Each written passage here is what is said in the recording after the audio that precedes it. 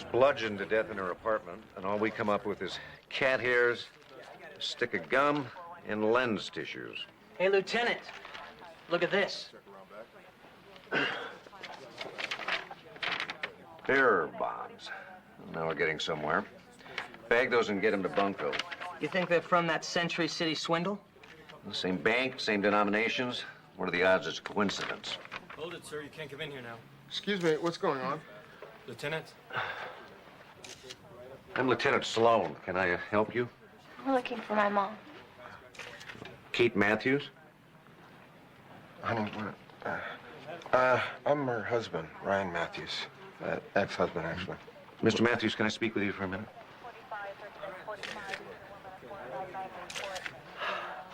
I'm sorry, Mr. Matthews, but I'm afraid your wife was murdered last night.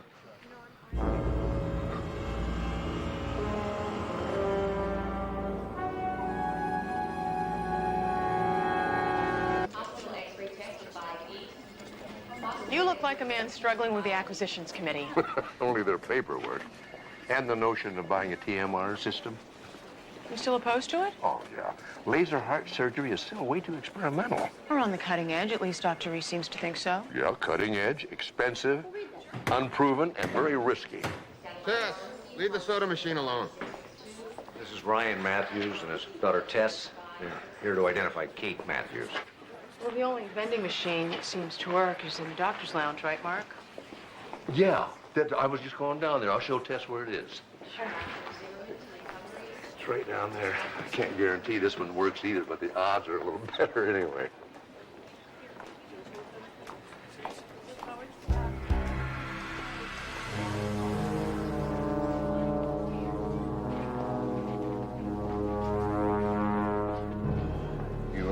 Sure you're ready for this?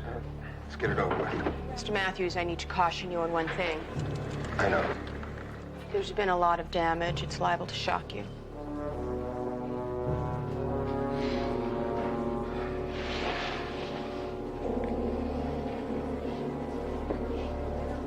Oh, my God. Oh, that's okay. I've got my own money. Well, I just thought I'd... You know, if you want to flip for it. Why don't we make it interesting? Double or nothing, loser buys winner a soda and a candy bar. Tails. Okay, so I'm buying you a soda and a candy bar. I'll give you another chance. Let's flip for a soda, a candy bar, and a bag of chips. If you don't mind, I think I'll quit while I'm behind. Thank you.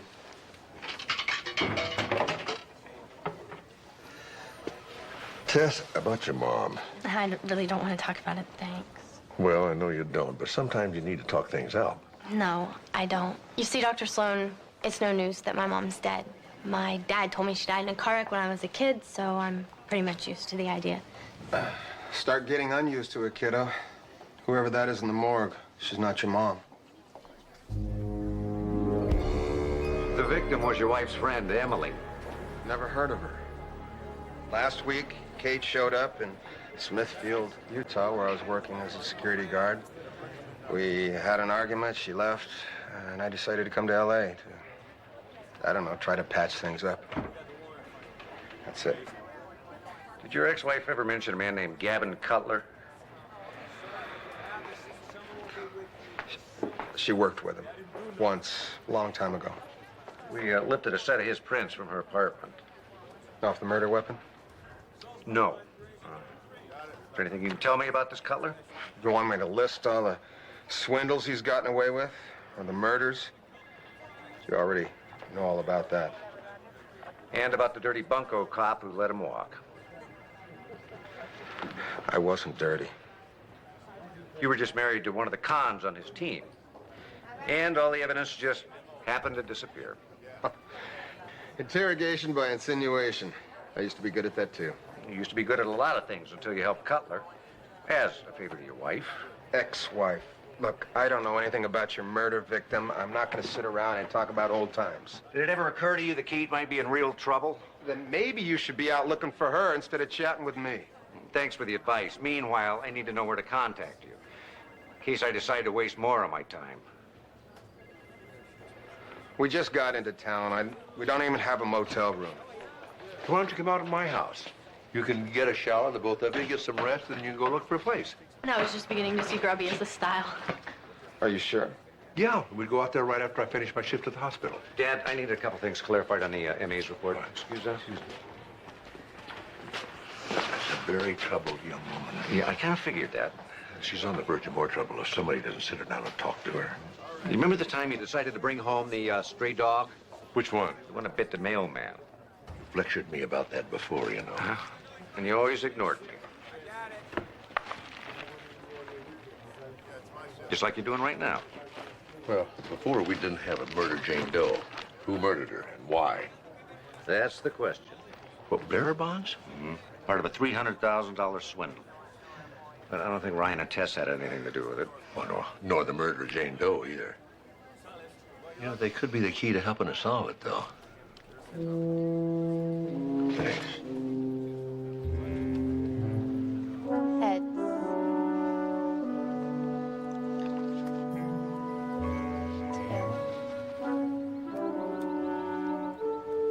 Tess leave you alone long enough to get some work done?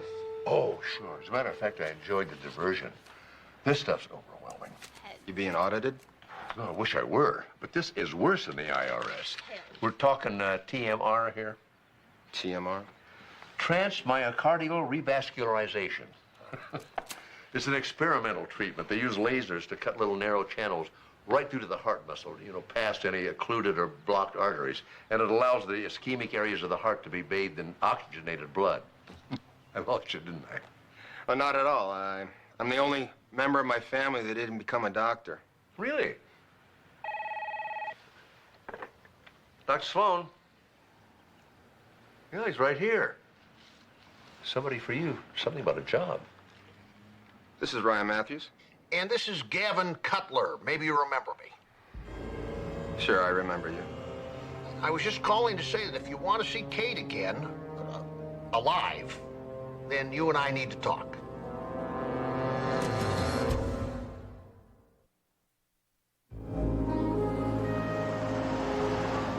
Well, if it isn't the master of the long con. You put on a little weight, detective. Too much mall food. But you didn't ask me here to discuss my diet. Where's Kate? Lost somewhere with $300,000 in bearer bonds that belong to us. Bearer bonds? It was a wonderful operation, actually. We created as a broker. And she ran off with our spoils. Not a very polite way to treat her hard-working co-workers.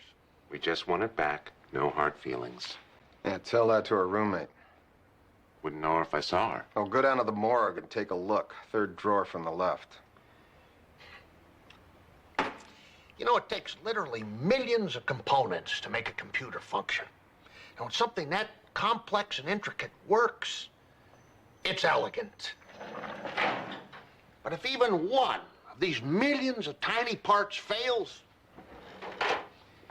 it's almost impossible to find, and even harder to fix.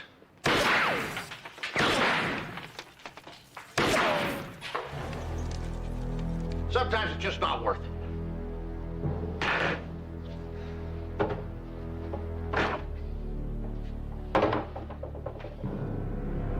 I'm tired of looking for Kate, but I know where to find you, and I know where to find her daughter.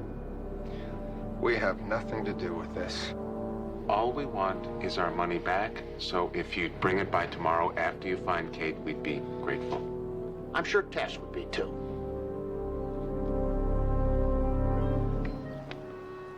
Heads. You can tell whether it's head or tails without even looking. Well, actually, my mom taught me how to do that when I was little.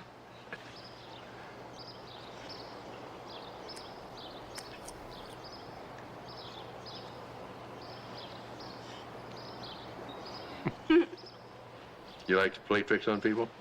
Everybody always tricks others. Can't trust anyone anyway, so if you're smart, you'll fool them before they fool you. You think the world's really that way, Tess? You just tricked me, didn't you?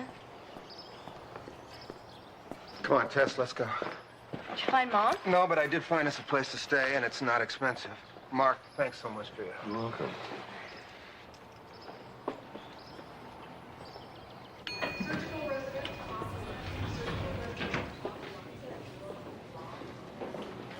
Okay, Dad.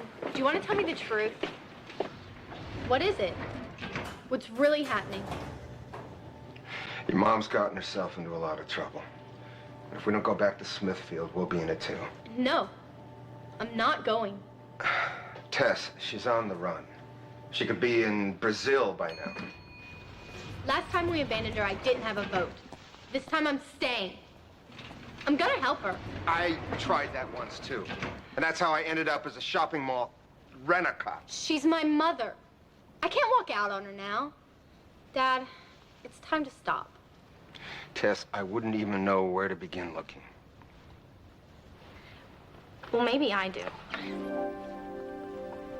Where did you get this? From Mom? Last week?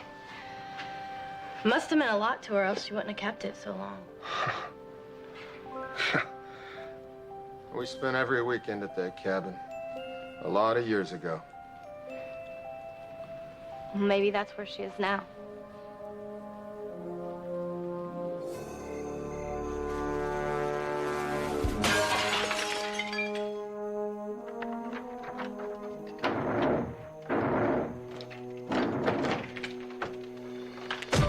Mom, stop!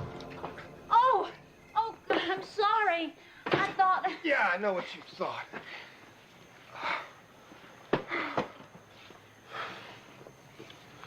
Oh, love what you've done with the place. Although the truly fashionable rat holes have shredded newspaper on the floor. You come all this way to criticize my decorating skills? We heard you were in trouble. I'm fine. I'll bet. Nothing like $300,000 to ease life's little troubles. The real bonds were in the briefcase when I left them at the drop for Cutler. Someone must have followed me and stole it. Well, it's comforting to know you're an honest crook. Dad, don't. What I do to survive stopped being your business when you took my daughter and abandoned me. Well, it started up again when Cutler threatened us. Tess, I am so sorry. Look, we've had enough apologies. Just give me the bonds. I'll see to it that Cutler leaves us alone. All of us. I told you, I didn't steal those bonds. I'll make sure Cutler knows that it was just an innocent accident that you ended up with 300 grand of his money. Now hand it over so we can get on with our lives. Why do you believe Gavin Cutler over your own wife? Well, maybe it's because Gavin Cutler's never lied to me. Dad, stop Get it. out. I'm not leaving without you. Honey, I wish I could. Kate, look, we found you. So will they. None of us are safe. Then I'll just have to go talk to Gavin Cutler. You can't. To keep you safe, there's nothing I won't do.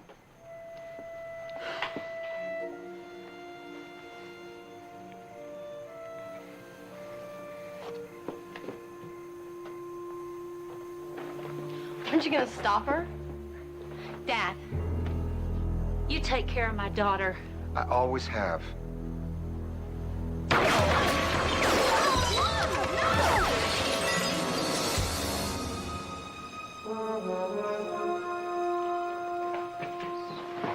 Mr. Matthews, I'm Dr. Travis.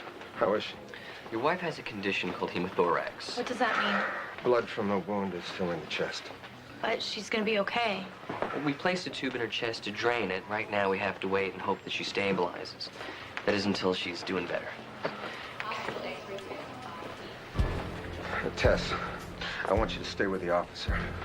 Where are you going? You used me! Perhaps you didn't see the sign over the door says employees only behind the counter. You used me to lead you to Kate so you could gun her down right in front of my daughter. Explain to me how I can get Kate to give me the bearer bonds if she's dead. She doesn't have your bonds. Then why did the police find some of them in her apartment? I'm sorry. Did you think you were the only cop who ever did me a favor? Then who shot her? Don't know, don't care. Just want my money. I don't have 300 grand. Sell your daughter into white slavery. Auction off your wife's organs. Get a paper route. There are lots of ways. Okay. I think I know how to get it. But I'll need your help. I know some doctors who are good for the money.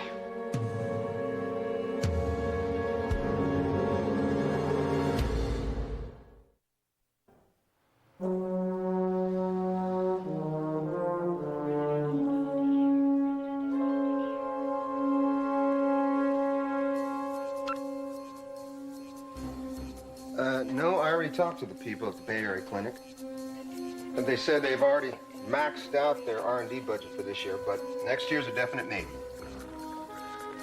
No, I know the company can't survive on maybes, Mr. Ward, and it shouldn't have to. You guys make a terrific product.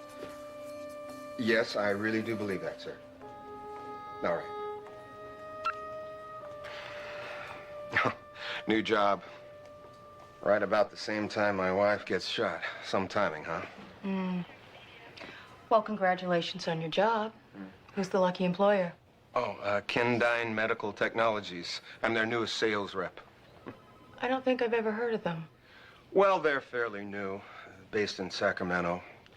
And would you believe it? Or rather, our main thing is one of those heart laser systems Mark was talking about. TMR? Yeah. Thanks to Mark, I knew enough to talk my way into a job. Just haven't been able to talk anybody into buying one. Well, TMR is still experimental as well as expensive. Yeah, and the only system around that can save patients with severe angina when standard bypass won't do the job. Straight out of the brochure. Well, you sold me. Now all you have to do is convince the acquisitions committee. Hey, I'd be happy if I could just set up a presentation. Then maybe I could hold on to this job long enough to make a sale somewhere.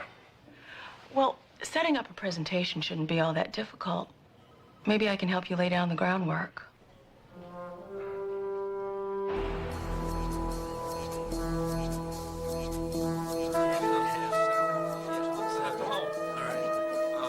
No candle took that gig. Hold on.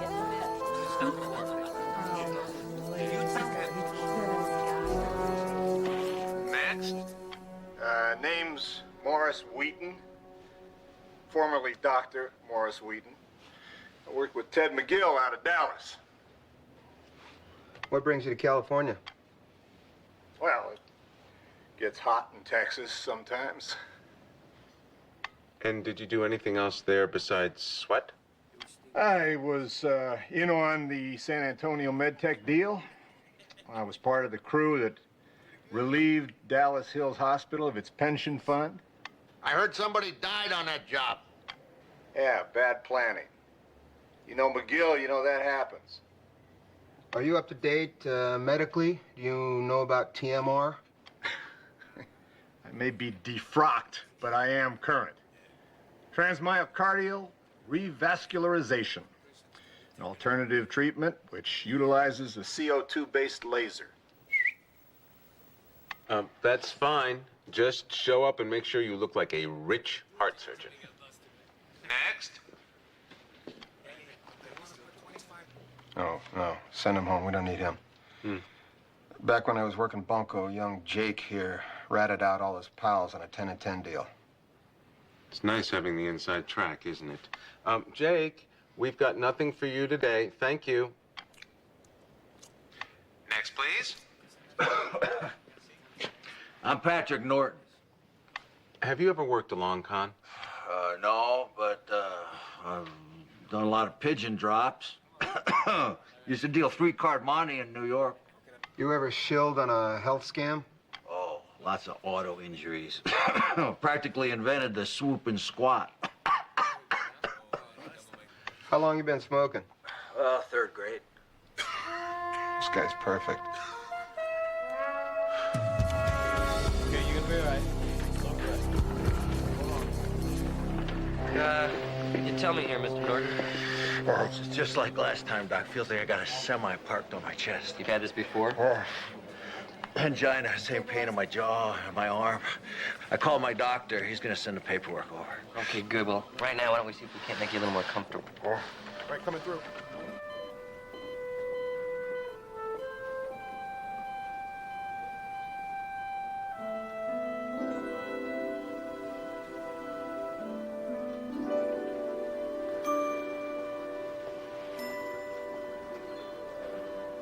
Tess. Hey, welcome back. Tess, I'm so sorry. For what? For the one who got shot. All those years, I should have been there. Taught you. Taught me a lot when I was little. How to palm a card, the coin trick. I never forgot any of it. Oh, good. Another reason for your dad to hate me. Why does Dad hate you? He never told you. You were dead. What was the point? Your dad thinks I made him become something he despises. He arrested a man named Gavin Cutler who knew something about my past. Something I'd hidden from your father. That you ran long cons. Nice to know I wasn't entirely forgotten, even though I was dead. Not by either of us. Cutler gave your dad a choice. If he walked, I walked. But if he went down... Mom, what's wrong? Mom? Help! My mom needs help in here. Hurry!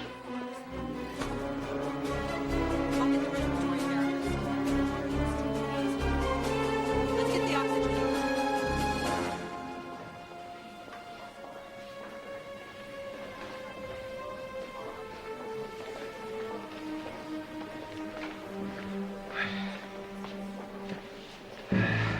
Any word? Yeah, she's still in surgery.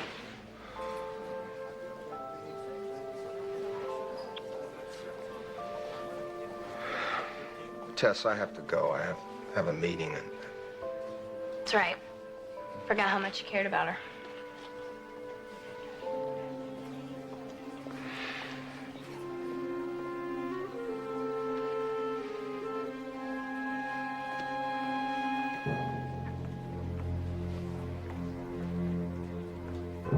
With 300 workers in 5 facilities in 4 states, Kendine Medical Technologies has the TMR know-how to assist Community General in leading the way into the next century. And finally, let me assure you that your operating theaters, with our assistance, can be readily adapted to our system. Well, that's a relief. I was afraid we'd have to demolish them and start over. Hardly. Well, unfortunately, Mr. Ward, we're talking about demolishing our entire acquisition budget for the year. For a procedure you're convinced can only be performed on a limited number of patients, correct? Exactly. Dr. Sloan, we wouldn't have invested so heavily in TMR if the research didn't support it. Fact is, Mark, our procedure will help more patients than you think. As much as 40%. But Dr. Sloan is right. TMR systems are very expensive, which is why we're going to make you an offer you simply cannot walk away from. If you agree to pay our upfront delivery costs, we will provide equipment, training, and support for the first year. And how much are these delivery costs? $300,000. Covers the entire first year. You're right, that would be hard to walk away from, assuming your system is all you say it is. Yeah, which is the big question right now. Gentlemen, you're going to have to excuse us. We're out of time. Dr. Sloan, honestly, if we could provide a demonstration. Would I be more comfortable investing in TMR? Yes, I would. We have a clinic in Sacramento that's up and running with our system. And your surgical staff? I'll be happy to provide you with their CVs and references, as a matter of fact, right now.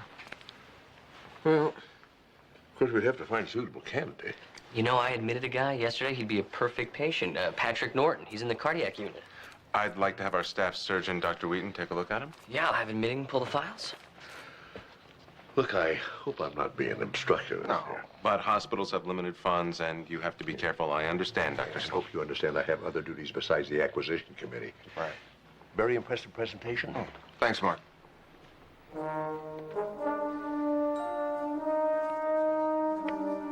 Heads.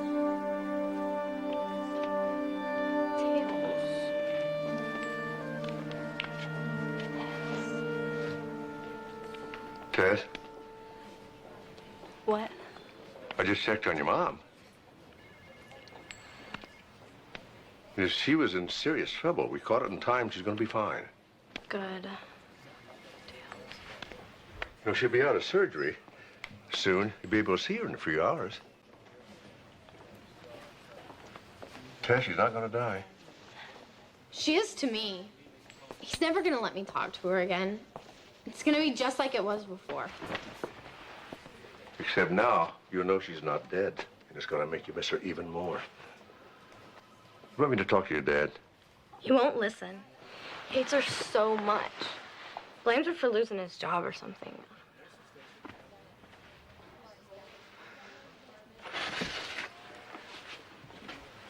You know, 6 years ago, my daughter married a terrible man.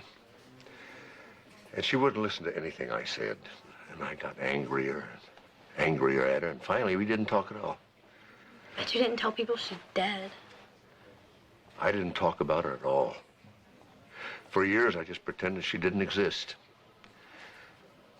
And then one day she came back here and made me realize how much I missed her.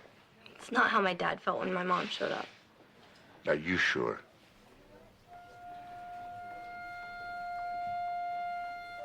I didn't hate my daughter. I hated myself for the way I treated her. And every time I thought about it, it reminded me of that, so it just got easier not to think about her at all. Well, how do you get along with her now? Oh, it turns out we don't have all that much in common now. When we get together, we don't exactly see eye to eye. You're just like a real family. I guess you're right about that.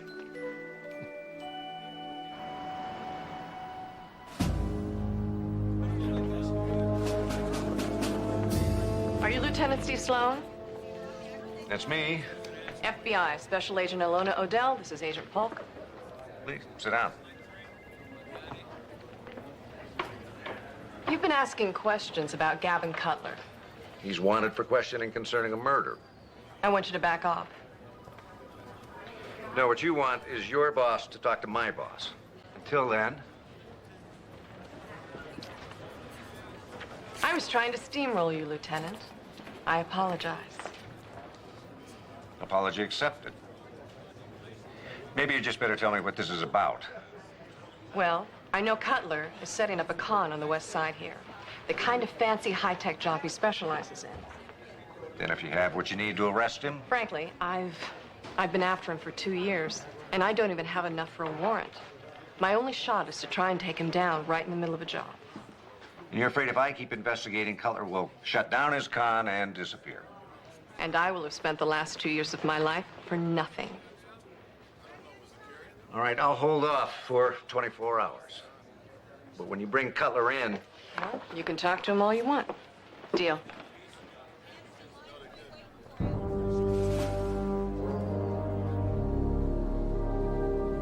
Well, thank you, Dr. Wahlberg. I appreciate you taking the time to speak with me.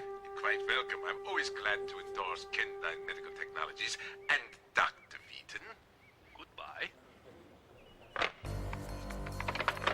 And Dr. Wahlberg is most impressed with your computer rerouting system. Mm-hmm. Looks like we're going from Wahlberg in Boston to Adderley in Detroit. St. Mary's, how may I direct your call? Hi, this is Dr. Mark Sloan. May I speak to Dr. Adderley, please? One moment, please. Dr. Adderley speaking. Yes, Dr. Sloan. How can I help you?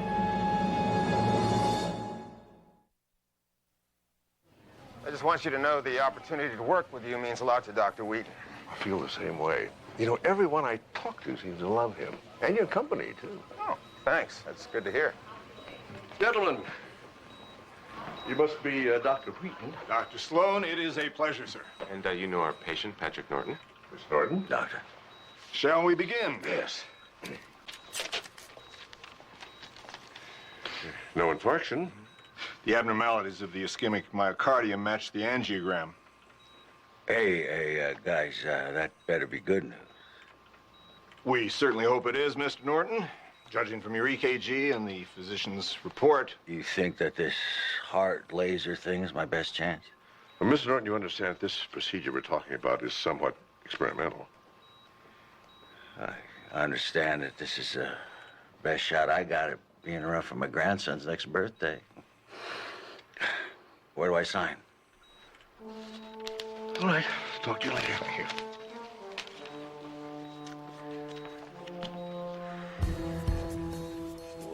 If I didn't know you guys had rigged that thing, I'd be one scared puppy about now. Mr. Norton has signed all the necessary paperwork so that the procedure can be performed at our clinic in Sacramento. Which also means Community General is completely off the hook, liability-wise. Well, our concern goes beyond legal liability, Ryan. Yeah, we're talking about Mr. Norton's life here. Exactly. And that life has to be saved, which is why he must undergo TMR immediately. Dr. Wheaton will accompany him on the air ambulance tonight. Aren't we rushing things just a bit? Well, it's our logical next step, Dr. Travis. We've given you our pitch. Dr. Sloan has checked out our references. All of whom gave you high praise, incidentally. So what's left but to see our system in action? The only thing is I don't see how we can get to Sacramento on such short notice. You won't have to. We can set up a real-time video conference right here. We can stay here and you can watch the whole thing. At 9 a.m. tomorrow morning. Good, we'll be here. Thank you, Mr. Morton. Ryan. Mark?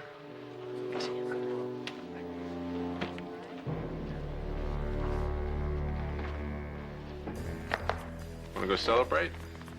You sound pretty positive. I know, when I've sold the scam. Scam. Don't let this become a problem. That man. You're helping him rip off Dr. Sloan and his friends? Tess, why don't you go find out how your mom's doing? I want to know what you're doing. Well, unfortunately, I don't want to talk about it right Well, now. I wonder why. For 5 years, all I've heard is lectures about what a bad person Mom is because she conned people. Now you're doing the same thing. Only Mom never ripped off her friends. Do you know who that man was? Some thug. He works for Gavin Cutler. The guy Mom used to work for? Yes. Now you're working for him? Yes. So what, he offers better health benefits than the department store? Cutler thinks your mom owes him something. If he doesn't get it, bad things are gonna happen. To Mom? And to me, and maybe even to you. I'm gonna prevent that from happening, no matter what it takes. Tessie, I know what I'm doing is wrong. It's the only way I can prevent something much worse. I don't know if you can understand that. It's what I have to do.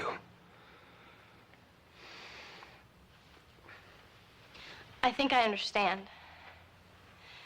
We're stuck in the middle of something, and there's no way out without doing something terrible. Exactly. Just like Mom was.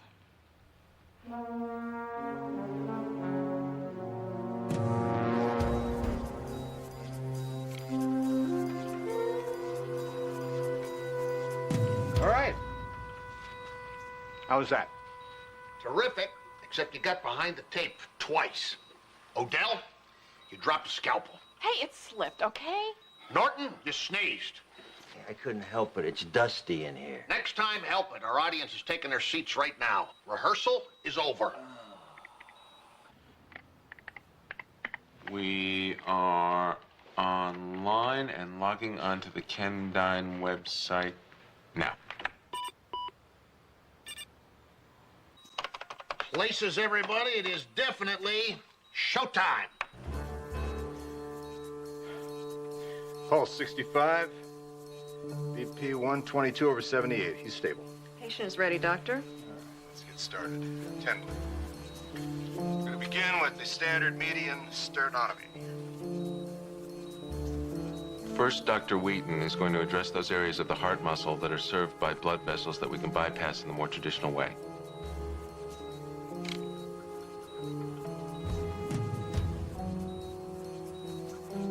Now for the pre-recorded portion of our evening. Must have a little online static here. Okay. All right. Aorta's cross-clamped. We're on bypass. Your team, that's good work. It has to be the fastest two-vessel bypass on record. Just wait. Once we reactivate the heart, the fun really begins. Clear. Power up. Pulse, 63. BP 110 over 65. All right, we're ready for phase 2. Goggles, please. Goggles. All eyes are protected, Doctor. Is the exposure good? Let's get him a little more relaxant. Laser, Doctor. All right, arm the laser. Laser is armed and ready to go.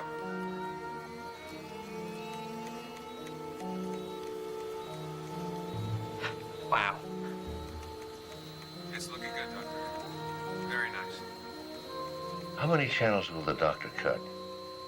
Altogether, 30 channels through the heart muscle itself. He knows precisely how many channels he'll make before the operation begins? I believe Dr. Wheaton said it can vary.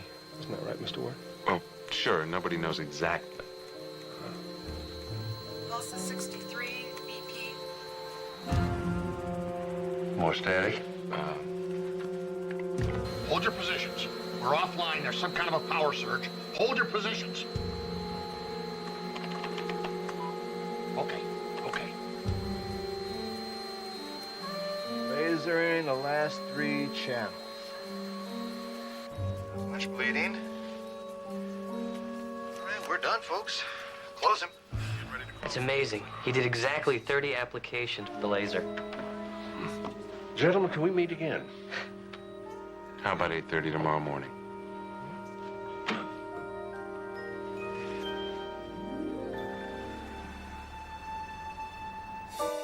Look at that sinus rhythm. Amazing improvement. Almost as amazing as paperwork involved with every little detail in this hospital. Well, there is still one bit of paperwork. Yes, one little item here. The board has authorized me to present you with this cashier's check for $300,000. Thanks to you, gentlemen, the hospital is finally getting a TMR. Or as Dr. Travis puts it, finally stepping into the 21st century.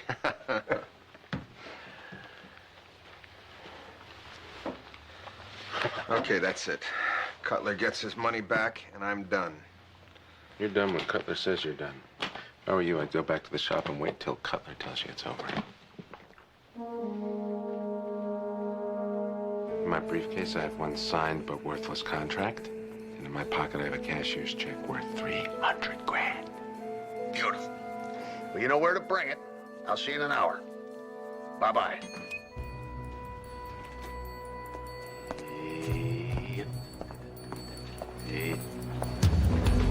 Oh, okay, you can take the car. Be cool, man. Be cool. Here, you want my wallet? Fine, no problem. Oh, Rolex? No problem. That too. What? Oh, no. Look back. What are you doing?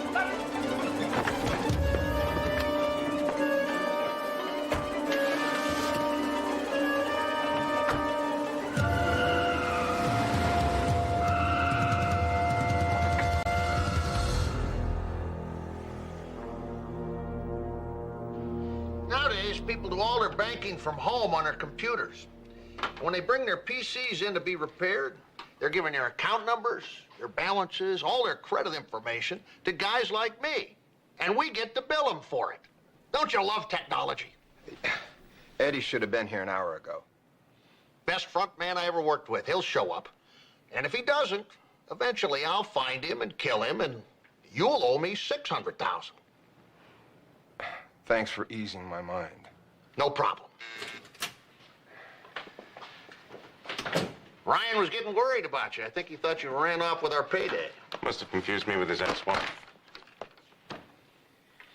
Well, we're all finished here. Kate owes you nothing. But you do. Excuse me? We're out of pocket for the cash, the locations, the software. We've incurred substantial losses.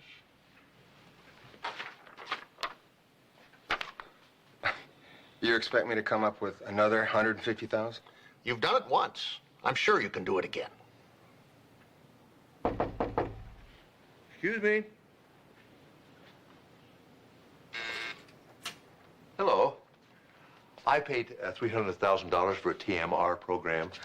I'd like a refund. I can just take my money and be on my way, thanks. How long did you know you were being taken, Dr. Sloan? Well, I'll tell you, Gavin, I think it was when he got a job with a company that sells TMR setups. That kind of a coincidence always bothers me. But I wasn't entirely sure till Eddie here showed up as Mr. Ward. was those lens tissues.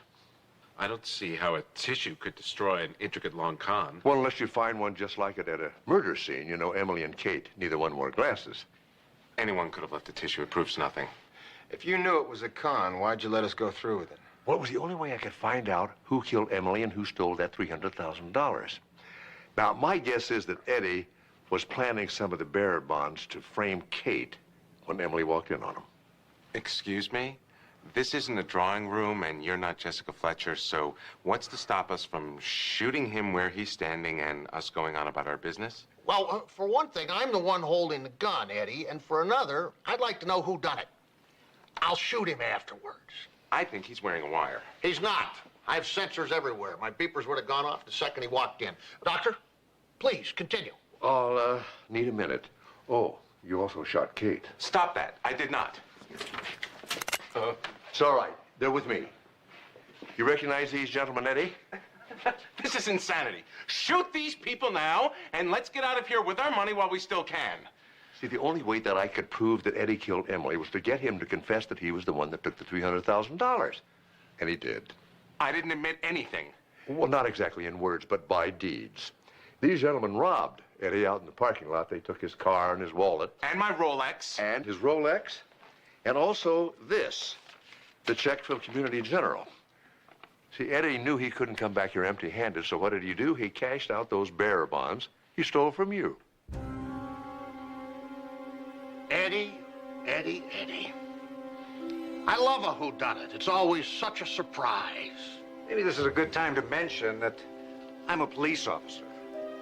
And this place is surrounded, and you're all under arrest. Thanks, I appreciate you letting me say that.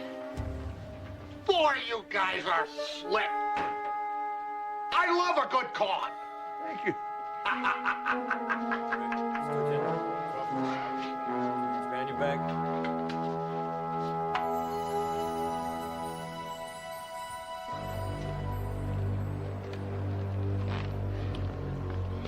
Why are we here, Sloan?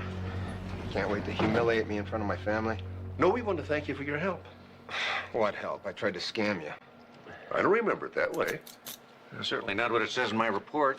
Without you on the inside, we never could have taken Cutler down. You know, Kate has decided to turn state's evidence against Cutler. I don't think he'll be bothering anybody for a long time. I don't understand. You had a gun to your head, Ryan. We know that. You didn't have any choice. Now you do.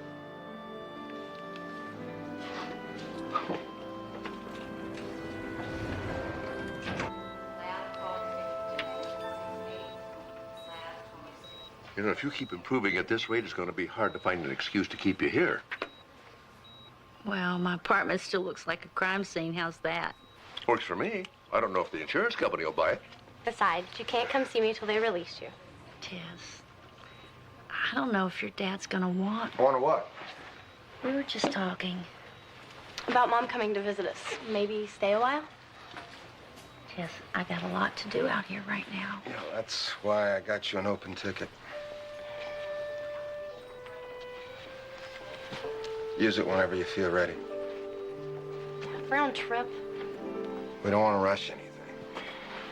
Besides, it's just good to know you still got a way home.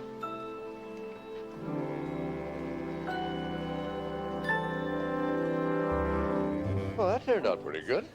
Yeah, I have to admit it did. Enough to warrant a celebration? Yeah.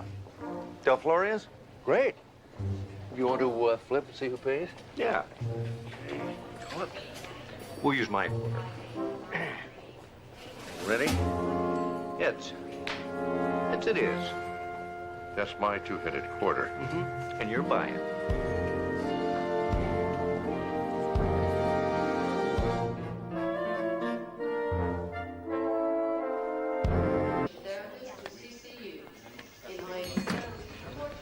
Hey, ready for lunch? Starving. What do you want to eat? I was thinking about the cafeteria. You don't want hospital food. What's wrong with the hospital? Yes, sorry. Any menus? Why would you order out when you've got a cafeteria right downstairs? You ever tried to chip beef? Well, actually, these are for caterers. You're looking at the new chairman of the Benefactors Ball, which is Jesse. just 2 weeks away. Plead temporary insanity and quit. Why? This is my one chance to show the hospital board that I'm good at things that matter to them. Jesse, your record in the ER is exemplary. You saved many, many lives. Yeah, but how much money have I raised? You're a resident. They don't expect you to raise money. Exactly. And my residency ends in less than a year. And if I have any chance of staying on as an attending, I need to impress the hospital board. And what better way than with money? So bribe them. Can we eat now?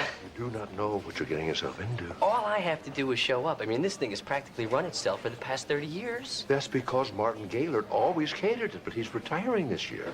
Look, I've put together some pretty good 10-keggers in college. I mean, throw in a couple hundred buckets of Captain Cluck's chicken legs and you got yourself a party. Now, that's one fundraiser I'd go to. Yeah. Sorry. What do you got? Oh, a charcoal grill blew up at a party. We got smoke inhalation, minor burns, cuts and bruises. Nothing serious. It's hard to breathe now. Oh, Mrs. Taggart, I am so sorry. We'll pay for everything. Just send all the hospital bills and the repair costs to me. Oh, and you're going to be fine. And don't worry about your wedding anniversary next month. It's on us. And don't worry about your son's bar mitzvah. Our gift, our treat. Oh, I'm ruined. Oh, it's not so bad, Mr. Andrews. Everyone loved the food until they were wearing it. Accidents happen, even to the best chefs. This was no accident. Excuse me, I couldn't help notice your badge. Are you a police officer? Well, I'd like to report a crime. My charcoal grill was sabotaged. Udon noodles were flying everywhere. Somebody could have been killed. I didn't know noodles were lethal. Well, they are if they're uncooked and flying off the grill at 80 miles an hour. Could I have your name, please? William Andrews, caterer. And this is not the first time a caterer's equipment has been tampered with lately. Someone is trying to sabotage all the caterers in this town, and I have a pretty good idea who. Well, there's one caterer off my list. You know, it's just sheer luck that somebody wasn't seriously hurt. And if somebody is really sabotaging caterers, it could happen again. Oh, not at my ball. You better hope not, because next time somebody could get killed.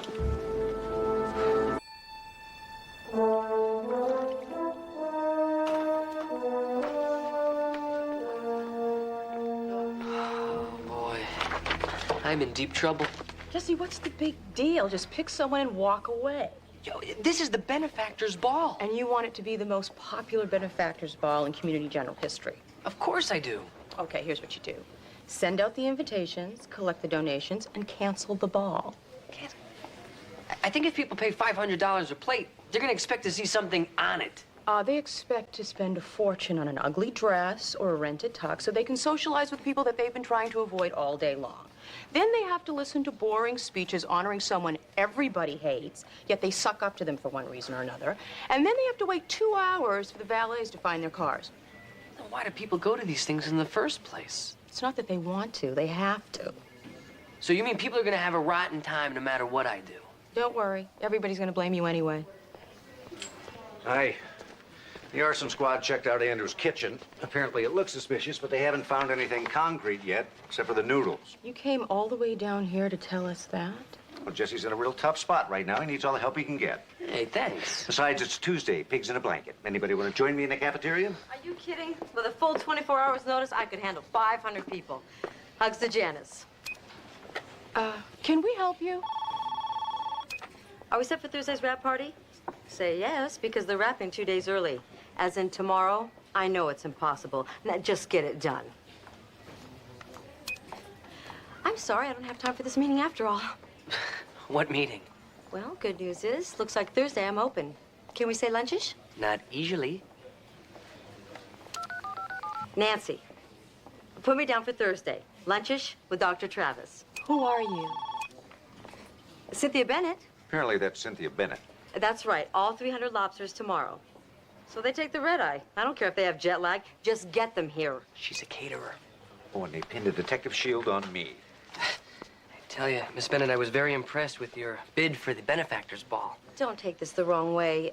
But you're a fool. Now, what exactly would be the wrong way to take that? Anyone with a calculator and a copy of Bon Appetit can knock off an impressive bid. But can they deliver on what they promise? Well, if I knew that, I would have hired someone already. You know, there are a lot of wannabe caterers out there. But there's one thing I've got that they can only dream of. A 4-digit cell phone bill? References. Wow. Is this the real Annette and Warren? Give them a call and ask. And be sure to mention my name to the person who answers. You'll get through. Bruce and Demi, Whitney and Bobby Denzel and Pauletta Barishnikov. Can I borrow this for a while?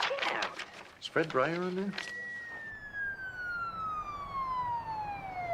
Well, it sounds like Cynthia Bennett did a great job for you. Thanks for your time. Hey, you know what? As long as we're talking here, I've got this great idea for a movie where Rambo actually teams up with Rocky. I'm sorry, I gotta go. I'll call you later with the details. What do you got? You're gonna love this, Doctor. Something you have never seen before. You're kidding. No, she's not kidding. BP, pulse. Through the roof. Hypertachycardia? No, well. So, let's take a look. Okay, here we go. Voila. A feast for the eyes as well as the palate. Hi, I'm Fred. Fred McCarran. Helen Froelich. And we put the fun back into fundraising and the ball back into your ball. And this is supposed to impress me. Well, not as a thing to your benefit, of course. Of course. Personally, I like to think of it as a quick introduction to our unique style. Mm-hmm. Our unique style. Oh, yes. We think that food is first, but fun is foremost. Well, you know, we have our own unique style here where we use the emergency room for actual emergencies and not sales calls. Now, get out! I'm sorry, Doc. We tried something, and, well, it just didn't work. But keep this in mind. The entire hospital will be buzzing about this for days. When you get right down to it, isn't that what you want to get with a benefit? That buzz, you know? You know where to find us. We're in the book. I've read every proposal. I've studied every menu. And I've called every reference. And I've come to the conclusion that there is only one man who can handle this job. And that man is you, Mr. Gaylord. Excellent pitch, Dr. Travis. Superb. You know, if you had been on my staff and looked after my sales, I might have been able to retire years ago. So then you'll do it. And it's gonna be a glorious evening with you in charge. See you at the dessert table. No, hold on. I can't. Says who? Dr. Travis. I have catered more than my share of parties in Hollywood. And call it jaded or whatever, I believe I've seen one too many 60-ish ex-star trying to pass himself off to everyone as just being 22. Well, I gotta tell you, if I was making enough money to put a big old diamond like that on a metal bracelet, I would find it very difficult to just walk away. This, my good man, is purely for self-protection. You see, when you have a peanut allergy, you want people to know why you quit breathing. And this diamond's the best way I know to get their attention. That's a good point. Well, now, you must know all the caterers. Maybe you can recommend one for me. Certainly. But I won't.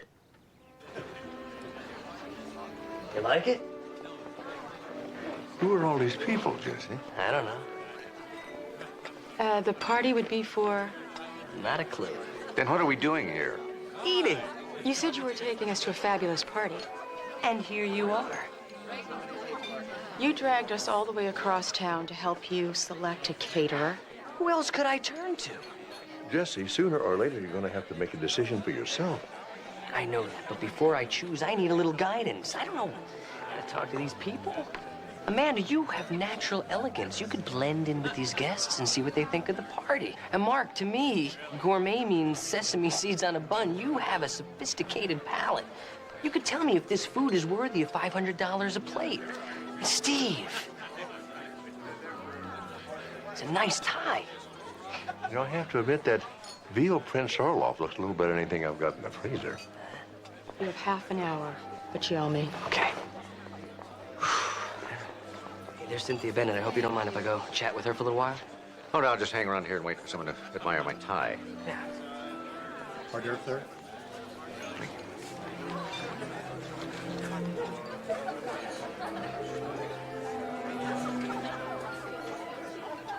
Okay, try to think of it this way. If you go on stage without inhabiting the part, you're just a person mouthing lines. Isn't that what Stanislavski said?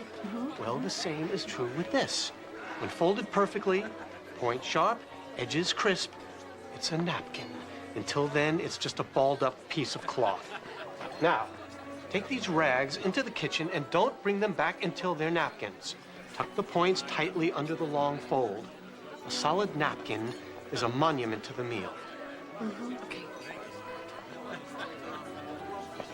Oh, good evening. Evening. You enjoying the party, Dr. Sloan? Lovely. Very nice. Oh, thank you.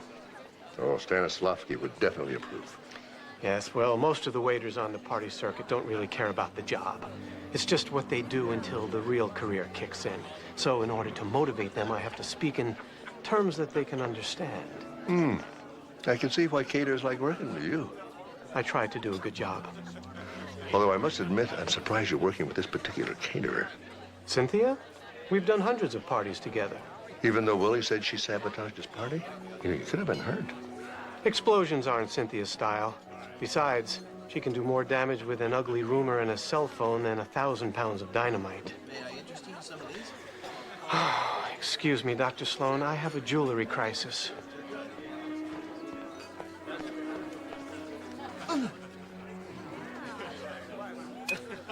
I know you're waiting for an answer, Goldie, but Kurt's birthday's the same night as the benefactor's ball. Now, I'm not stringing you along, I promise. Just give me a little more time. All right. Well, Dr. Travis, I'm so glad you could make it. I hope you're enjoying the party. Oh, yeah. The food looks great. The decor is beautiful. And all the guests are having a great time. Oh, I knew you were a man who could appreciate quality. Oh, it would have been fun to work with you. Oh, well. What do you mean, oh, well, it would have been? What do you mean? Well, I can't keep turning away business hoping you'll choose me, not when my regular customers want me for the same night. I tell you what, don't make any plans until tomorrow. I'll have an answer for you by then. I don't know. My people are getting antsy. 9 o'clock sharp. You can wait until then. 9 o'clock. Thanks.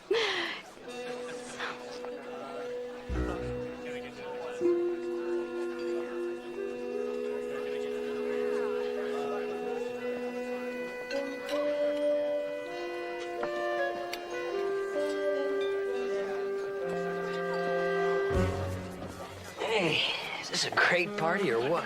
Can we leave yet? Mind if I eat my food first? As long as I don't have to watch. What's wrong?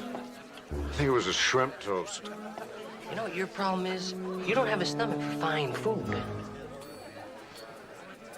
Shrimp toast? Veal Prince Orloff. Now, no offense, Mark, but as you get older, the digestive system gets a little twitchy. You may want to stay away from the rich foods. Veal Prince Orloff? Cheese balls. Amanda, all these years in the path lab, who would have thought that you had such a tender little stomach? You know something? I don't think it's Amanda's stomach. Or ours. Oh, you all right? Oh, my goodness.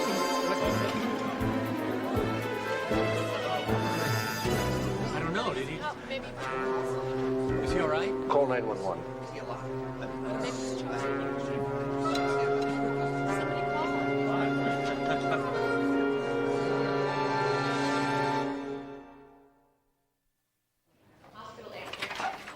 Sorry I'm late. Anything come up during the autopsy? Yeah, my breakfast, thanks to you. That hasn't happened to me during an autopsy since I was in med school. Hey, well, look, I didn't cook the food last night. You didn't eat it either. Probably a good thing since the lab said it was full of salmonella. So Cliff Furlong died from food poisoning? Well, not exactly. He was taking digitalis and diuretics for a heart condition. But that combined with salmonella caused his potassium levels to drop so much so that his system shut down and he died. So this was an accident? No, the salmonella levels in his blood were way too high to be simple contamination. Somebody tampered with that food, which makes a murder. So everyone got poisoned just so someone could take out this guy? I don't think so. Mr. Furlong wasn't even supposed to be there. He was a last-minute date of one of the other guests. So then technically it was an accident. Well, not if the food was deliberately tampered with. You know, I think Willie was right. Somebody sabotaged his grill. Maybe the same person that tampered with Cynthia Bennett's food. Or Willie was getting back at Cynthia for what she tried to do to him. It doesn't matter how it happened. Cynthia Bennett is not going to be catering my benefactor's ball. Hold on. Think about it. Jesse, you do that, then the sabotage paid off. You think all this sabotage is about who I pick for a caterer? Yes. Well, then I quit. Well, unfortunately, that's not going to solve the problem. It will for me. You saying this guy died for a party? Well, it's not just any party, Steve. Whoever gets the benefactor's ball replaces Martin Gaylord at the very top of the catering world. A lot of money and prestige involved. Something to kill for. I think I better have a talk with Cynthia Bennett. Right after I throw up. Well, the bad news is you're still dehydrated. The good news is you won't be having to eat our hospital food. Just give him 25 milligrams of Compazine and keep the fluids going. Yes, Doc. Thanks, Flo. Mr. Horn, aside from your queasy stomach, how are you feeling? Lucky. This is the first time in 10 years as a cater waiter that I've gotten food poisoning. 10 years? Wow. I guess the career as an actor didn't quite pan out. Not all of us cater waiters are doing it to pay for acting classes or a chance to slip someone a spec script. Some of us are professionals. For 9 years, I worked exclusively for Martin Gaylord. Now, would you have any idea who would want to ruin Willie Andrews and Cynthia Bennett? Fred McCarran and Helen Froelich are the obvious ones. Next to Cynthia and Willie, they're the best. And they haven't been struck yet. Wow, so you must know everybody in the catering scene, huh? If they're worth knowing, they started with Mr. Gaylord. Do you know Captain Cluck? Let me ask you, if you were arranging a big social event, who would you hire to cater it? Me. I mean, no offense, Mr. Horn, but you're a waiter. So was Martin Gaylord when he started out. No one is born a caterer, Dr. Travis. You do have to get your start somewhere. I realize that this is the benefactor's ball. I mean, it's hardly a place to get your start. Sorry.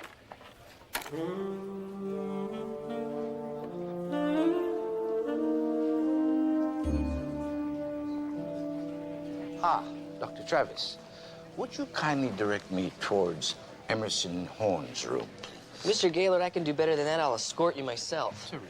It's the least I could do for Community General's new Man of the Year. Hello. Yeah, congratulations. The Man of the Year has traditionally been a recognized humanitarian and a very generous benefactor to the hospital. Well, then explain David Hasselhoff. The point is, I hardly qualify. But without you, the Benefactor's Ball wouldn't be the premier fundraising event that it is today. You're directly responsible for raising millions of dollars in donations. Let's face it, you're irreplaceable. Thank you. I'm very honored. So, Man of the Year, who should replace you? If you named me Man of the Year simply as a ploy to get me to select a caterer, I'm afraid you are in for a very grave disappointment. Well, so are you. Unless you like Captain Cluck's chicken fixins. Dr. Travis, I simply cannot select a caterer. It's like asking a father to name his favorite child. Hey, you could tell me which one would be most likely to sabotage his competitor. All of them. I'm afraid they all have my ambition and none of my ethics. However, they can throw a fabulous party. Good luck, Doctor. Ta-ta. Of course I understand, Ingrid. We can't afford to take chances.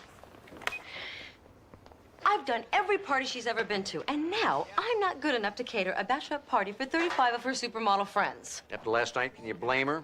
She probably didn't want her friends to spend the next day throwing up. They're supermodels, Detective. That's what they do anyway.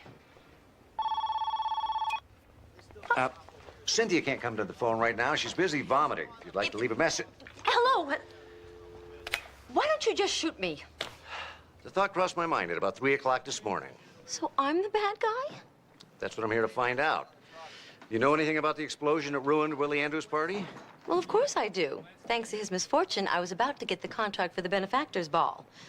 What are my chances now? If it was up to me, Well, with me and Willie Andrews out of the running, that just leaves the dastardly duo, Fred McCarran and Helen Froelich. there must be 1,000 other caterers in this town. Yes, but only 3 who trained under Martin Gaylord. Anyone else is just fast food. Hey, I was never poisoned by Burger Boy. And I smoked 6 packs a day for 12 years. Does that mean I shouldn't worry about lung cancer? Well, Fred and Helen did do it. It wasn't a very subtle plan. They stand out like a topless dancer at a funeral. So you've been to one of their events?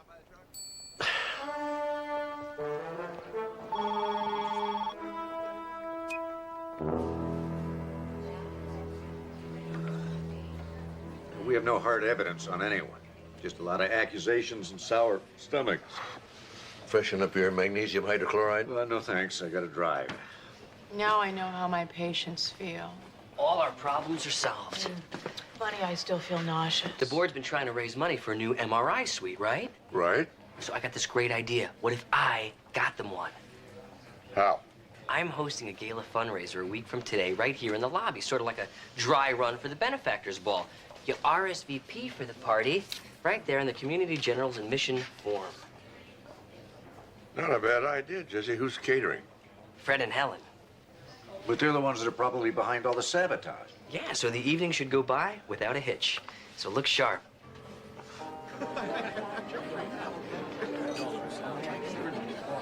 Very good. Oh, hi, Jesse. Yeah. Nice turnout. Yeah, and we're saving a bundle on overhead. I mean, no room or furniture rental, plenty of parking, and free decor. Be careful, Jesse. You're starting to sound like an administrator. Hey, I see you finally wised up and went with the real chef from downstairs. What'd you go with, macaroni and cheese or the chip beef? They're both great. You know, he wasn't raised that way. He's gonna be so depressed when he lifts that lid and finds that there's lamb medallions and champagne mousse. Don't look. Let's see that lady following the food cart. That's Jan Curran. She's the society editor for the Los Angeles Chronicle. She's always first in line for the food. I'm last to leave the bar. If she writes about this in her column, you have arrived in society, Dr. Travis.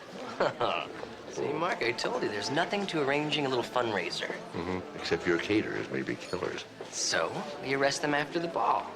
I gotta hand it to you. The food is great. No, I love it when they put a little bacon bits in the meatloaf. You know, no bones. Oh, my God! That's hospital food! Yeah, and it's hot, too. You better get a plate quick. We're ruined! I'm ruined. What's the problem? Well, no one's gonna pay $250 a plate for our slop. Hey, that's a bargain compared to what the hospital usually charges a patient. My arrival in society. Oh, I'm so sorry, but this is for the tubal ligation patient in room 6 there. Your meal is on the way. Just step on up and enjoy our bar, huh? Where's the good stuff? I don't know. Somebody must have hijacked the truck. What do you mean? You, stop! Stop!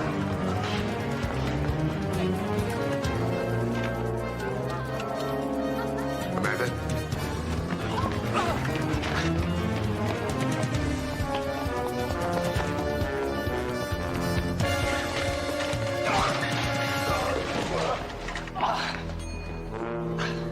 Sorry. You're under arrest. You really know how to throw a party.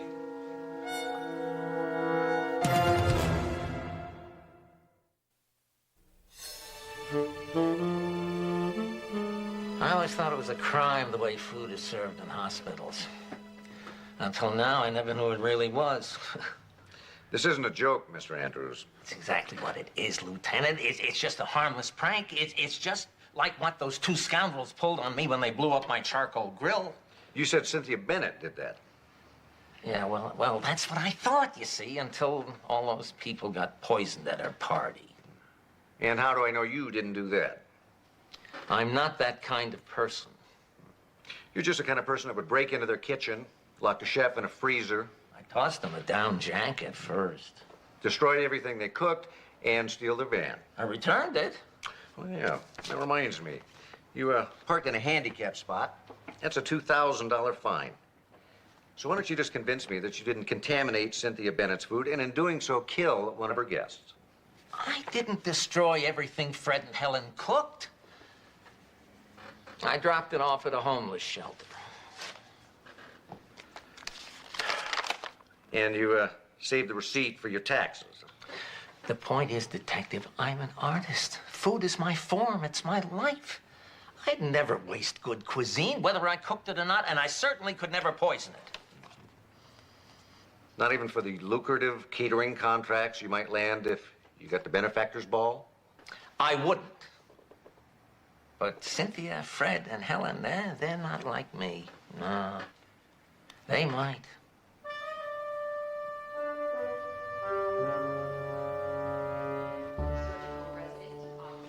Willie was released on bail this morning. On a murder charge? He only had enough to charge him with joyriding. The chef he locked in the freezer refused to file a complaint. Why? Well, I think it may have had something to do with his new job at Willie's catering company at twice the salary that he was being paid by Fred and Helen. Ah, shame. So we're no closer to finding our saboteur or the guy who murdered poor Mr. Furlong. At least Willie's prank wasn't lethal. I guess you've never had the hospital's butterscotch pudding. You know, we can't take the chance the next prank won't be lethal. Where are you going? I want to talk to Jesse. We need to buy ourselves some time. Well, the good thing is it's a simple break, so we'll keep this cast on her for about 6 weeks, and you'll be arm wrestling your brother Jasper in no time. But next time, don't do it on a granite countertop. I really can't talk right now, so we have to make this fast. I'm with a patient. You want to get out? Say hello to Elton John. You have to give me the benefactor's ball, or Cliff Furlong's death has no meaning. Is this about that guy that died at your party? Well, maybe you can live with that guilt, but I can't. Thanks, Elton. You're a candle in my wind. Let's talk about that brunch. You just put a sling on that, and we'll schedule a follow-up in 3 weeks. Bye, Julie. Hospital X-ray tech to 5E. Hospital X-ray technician to 5E. I'm not going to say a word. My food speaks for itself. Security? Yes? You escort this man out of here? Yeah, but we'll just try a bite. Just one little bite. Hey, bon appetit. Feel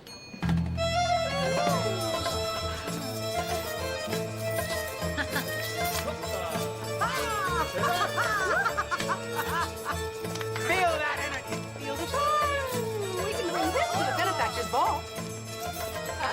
Bring in security to the treatment area right away. Thanks. Oh, I don't think he's feeling the fun. Come on, darling, come on. Goodbye to the service.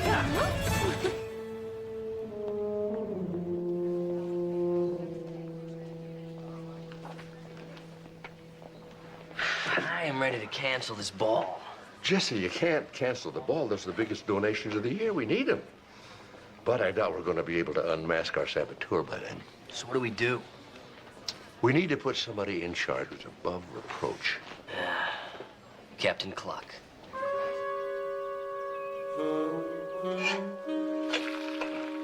Grilled cheese sandwich.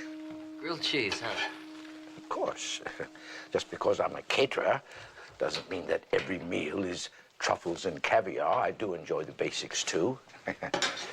So, here we have provolone, mozzarella, parmesan, and goat cheese on homemade sourdough bread, lightly brushed with hand-churned butter. Well, as long as it's just the basics. So, fellows, we didn't come down here for lunch now, did we? Or did we? Well, no, we didn't, Martin. Here's the problem. All of your protégés are so eager to get that benefactor's ball account. They're sabotaging each other's parties, trying to narrow down the field. Well, that's exactly why I chose to retire. I'm afraid the business has become much too brutal. I do not have the stomach for it anymore. Pardon the pun. The trouble is, it's gone way past bad-mouthing the competition and stealing each other's cooks. Somebody died because of those pranks. We're afraid that no matter who I pick, the sore loser is gonna strike out at the ball and someone else could get hurt. So we were thinking, no one can take your place at the top if you're still there. But I do have to retire sometime, you know. Oh, of course you do, but could you just hang on for one more event? I'm in trouble, Mr. Gaylord, and only the best can get me out of this, and that's you. You made the benefactor's ball the high point of the social season. Now, you wouldn't want to see your legacy disgraced, would you? Leave everything to me.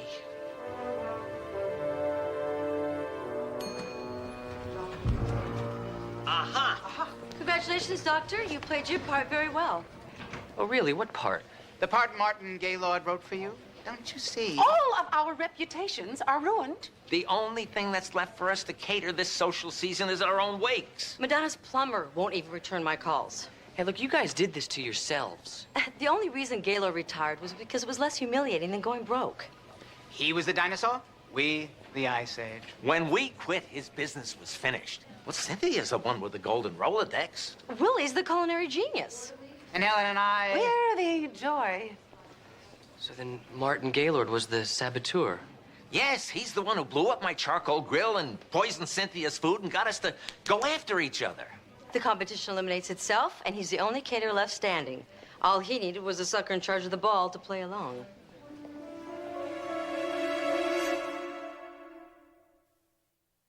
I hate to say it, but their theory is as good as any. It could be Gaylord. Would it could also be any of the others, too? Yeah. Everybody's got a motive. Doesn't make my job any easier. Your job? What about my job? My future here at the hospital's at stake. What are we gonna do? I think the only thing we can do, have a party. How could you think about a ball knowing what we know or don't know? You know? Everything that's happened is centered around that ball. I think the only way we're going to find out the truth is to have the ball. Gentlemen, rent your tuxedo. This is going to be a killer.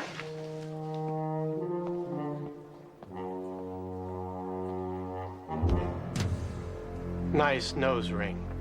Get out. Hello.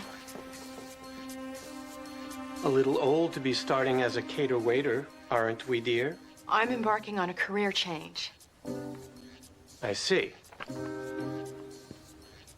You photograph well. No previous service experience? I worked at Burger Boy one summer while I was in high school. Balance. Act like you're a waiter. Walk. Smile. Let's see some teeth. Stop. Offer me something on your tray.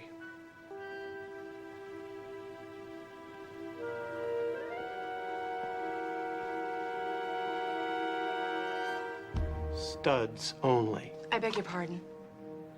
No dangling earrings, studs only. No other jewelry, normal hair, light makeup, shower, and wear underwear. I-9, W-4, contact information, and rules of cater waitering.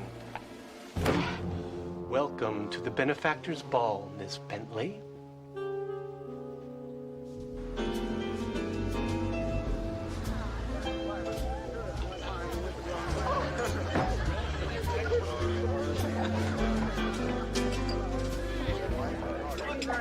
They're supposed to be in circles, not ovals.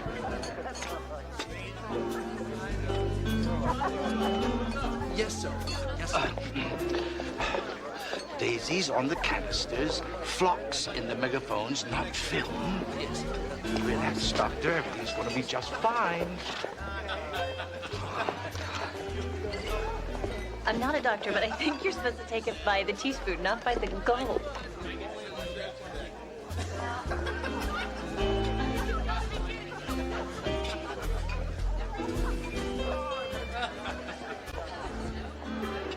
I think I'll go check on my undercover operative. Howdy, partner. Good evening, Duke. Thank you.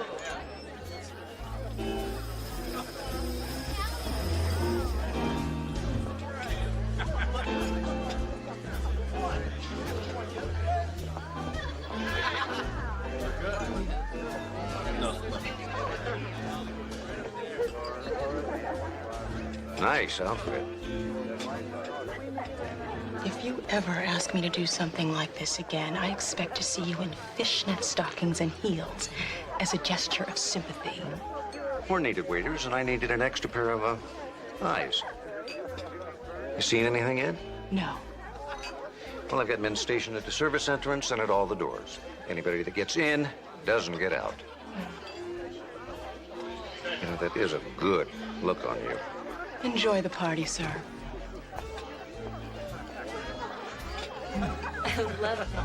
That is great. I know. Hello, Susan. Oh, hi, Dr. Friedgen. Nice to see you. The board of directors is very impressed. Yeah, with Susan. It's not too late for them to cancel payment on their checks. You don't sound very optimistic. Well, maybe I've been to too many parties lately.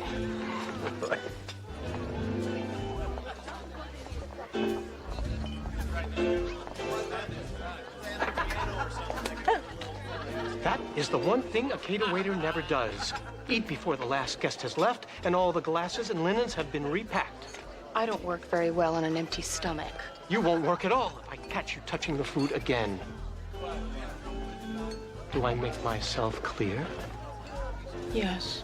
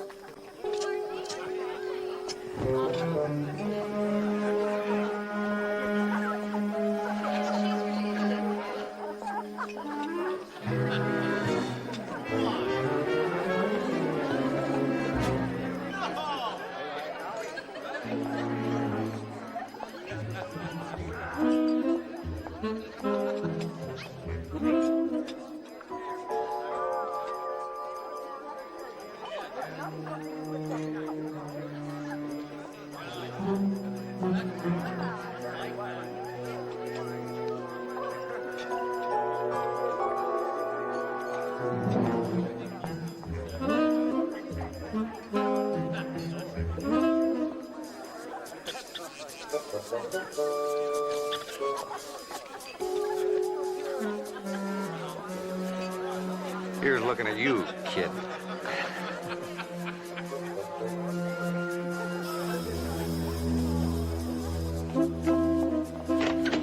May I offer you some punch?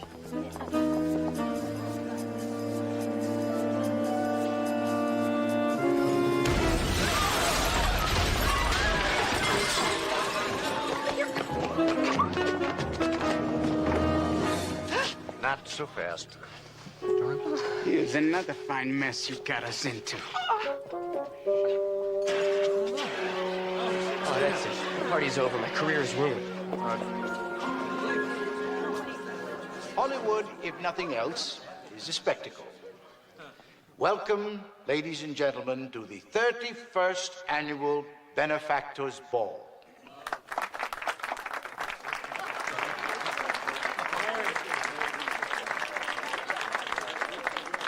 Everyone enjoys a good movie explosion, but the best special effect is the smile on a child's face. The happiness born of the good health your generous contributions to community general make possible. So, tonight, everyone, please enjoy the party. Please enjoy all the many surprises. And most of all, please enjoy the giving.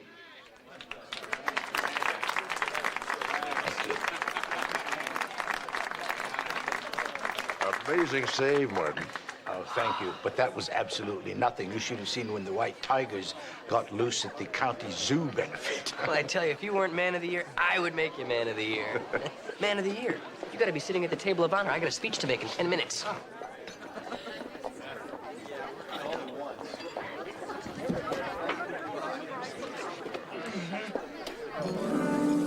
Don't touch that. I know it's very pretty, but it does have to go onto one's lap eventually. Not this one, Martin. Mr. Horn. Little problem with this napkin. Well, it looks fine to me. Sharp points, firm body, tight base. Look at the other napkins on the table. Floppy points, flat bodies, loose base. This is ridiculous. I'm terribly sorry. Oh, don't be. Saved Mr. Galen's life. I don't understand. Jesse told me that you were allergic to peanuts. Yeah. This napkin's covered with a thin film of peanut oil. You touch this to your lips, you could go into anaphylactic shock. You going somewhere? I'm working a party, in case you hadn't noticed. Looks to me like you're trying to flee the scene of an attempted murder. Don't be ridiculous. This was the only neat napkin on the table because it's the only napkin on the table that you folded. You know, you were right. Someone was trying to pit you against one another, but it wasn't Martin Gaylord. Was it, Mr. Horn? You're basing this laughable accusation on a folded napkin? You know, you also worked at Willie's when the grill blew up, and you worked at Cynthia's when everybody got food poisoning. I work 100 parties a year. Besides, I got poisoned too, remember? Well, that is where you made your mistake. Now, what is it that every cater waiter does not do? Never eat until the last guest is left, and make sure all the linens and glasses have been repacked. That is the only way you could have been sick with the others. You ate before the guests left. Disgusting. Just to make sure that nobody suspected him of being involved in the sabotage. Did you really think that I enjoyed being a waiter? No one in their right minds wants to do that their entire life. I had my dreams. To be an actor? A caterer. And I told you that, Martin. You promised to teach me, to take me into your company, and then when it was time to retire, all you said was, keep up the good work, Horn. Well, you could have gone out on your own. How could I possibly compete against them without your help? I wanted to humiliate you, to ruin your reputations. I never thought that the salmonella would kill anybody. No one was supposed to get hurt. Up until Martin Gaylord came out of retirement, at least. Then you saw a one-time opportunity. You were going to kill him because you knew they would all be here. Who wouldn't have thought they killed him after the stunts they pulled? You'd be the only one left in business who trained under Martin Gaylord. No! Steve! I got him!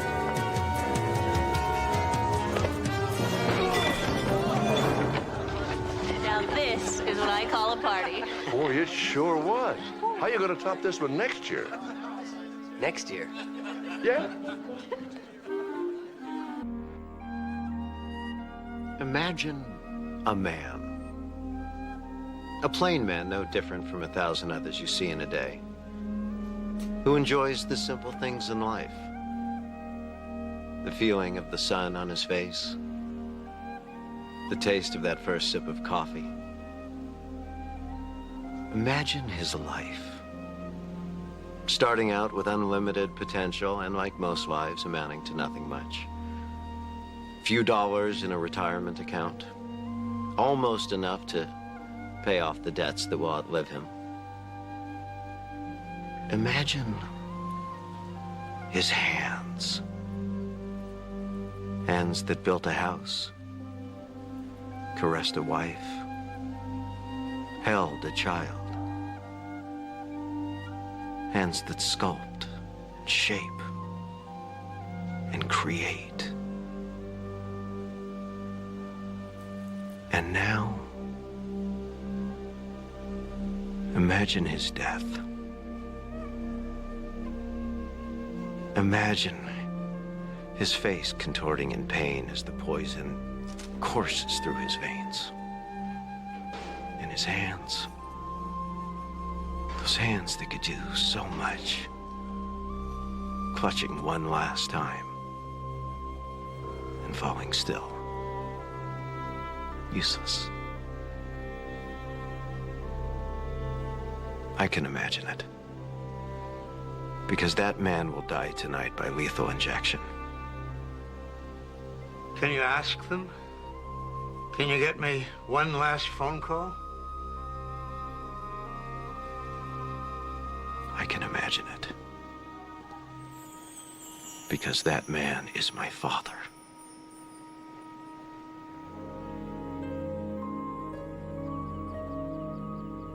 You made $65,000 betting on football game? Oh, yeah. It's all fantasy money so far, but my system is good. So good that I'm thinking about going to Vegas this Sunday, and I'm happy to accept investors. I know some gamblers who went broke. They all had systems. Not like mine. Oh, well, that's good, because none of the other guys ever said that. Tell you what I do. I take a look at both of the teams, and then I study their strengths, their weaknesses.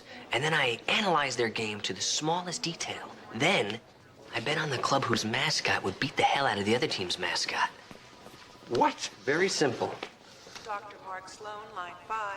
Dr. Mark Sloan, line 5, please. I'm gonna put you down for a couple hundred, okay? Hey! Dr. Mark Sloan. Yes, of course I remember you. I'm going to die tonight, Dr. Sloan. Yes, I know. I'm going to die because you put me here. Oh, I didn't put you there. You put yourself there. You murdered 52 people. I just caught you. You caught an innocent man. You had a chance to prove that at the trial. The jury didn't believe you, and I don't believe you either. Are you so sure of that you'd stake my life on it? Look, if you're looking for a pardon, I can't help you, and I wouldn't if I could. Oh, I don't want your help. Then what? I want you to see what you've done. I want you to watch me die. Why? You owe me that much. All right. I'll be there.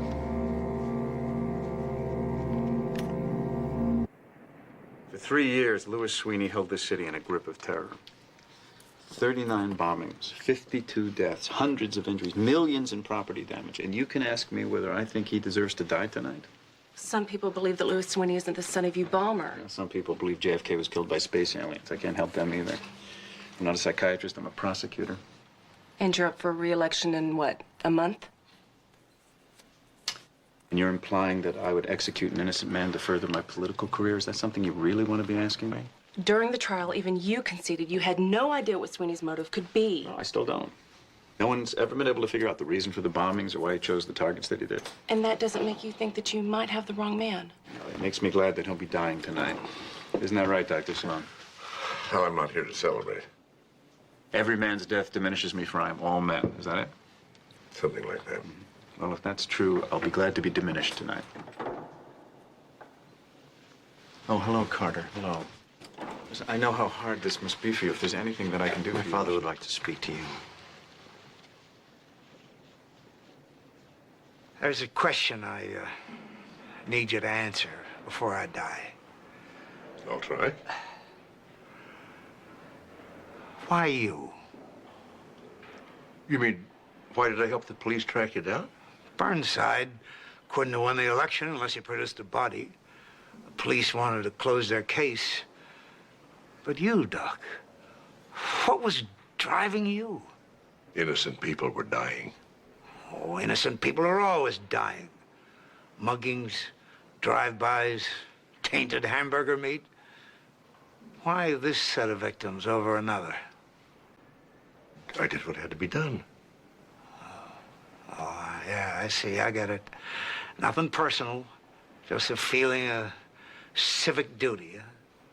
Except for your little whim, I could have spent the last 6 years of my life with my family. And how many more people would have died? I'm not the bomber. Then why did the explosion stop when you were arrested?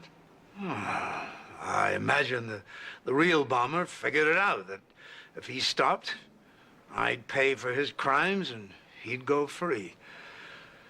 At least, I hope that's what it is. It's the only thing that gives any meaning to my death. I hope you find peace, Louis. Oh, I have. I have, Doctor. It's you I'm praying for.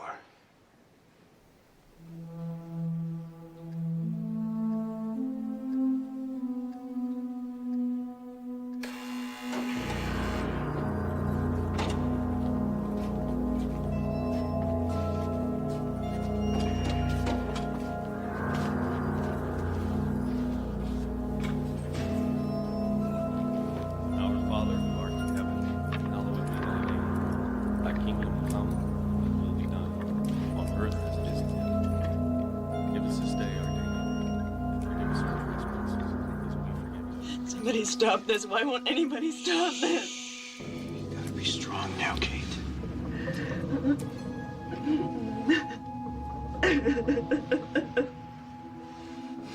They chose to be here, Mark. to watch their father die. That's what they want.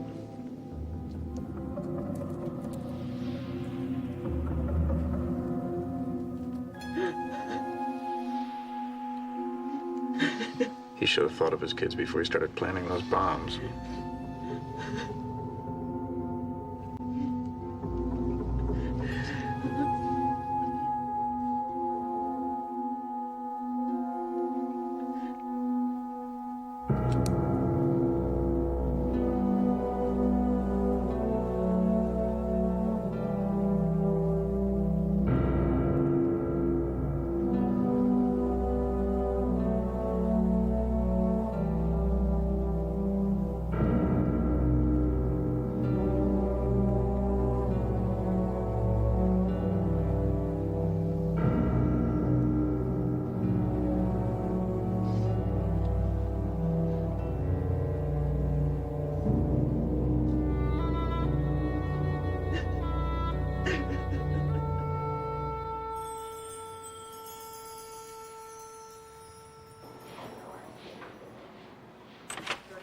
Amanda!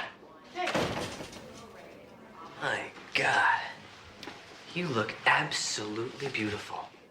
Jesse, I have been working on a 7-car pileup since dawn. I haven't showered, I haven't eaten. My eyes are bloodshot, I'm covered in gore, and you have the audacity to walk in here and tell me I look beautiful?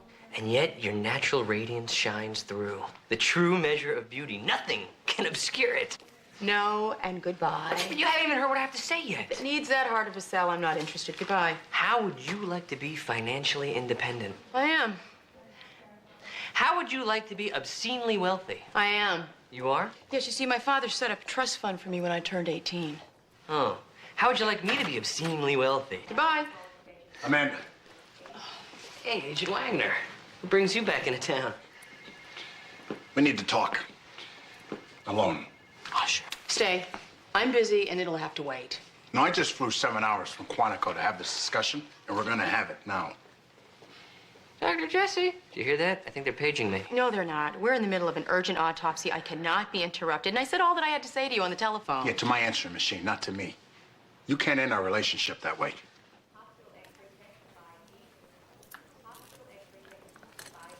Is it because I said I love you last weekend?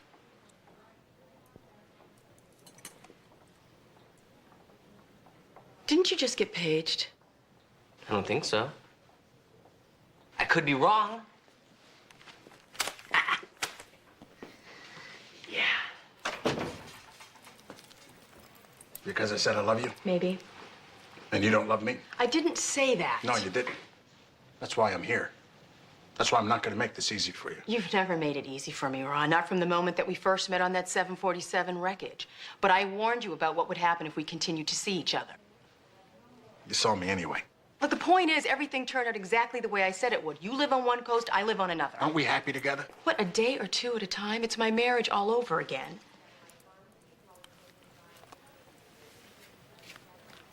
Do you think it'd be any different if I lived here? Can't you do any better than that? If you could look me in the eye and tell me that you want me out of your life, you got it, I'm gone. Ron, if I could do that, do you really think I would have broken up with your answering machine?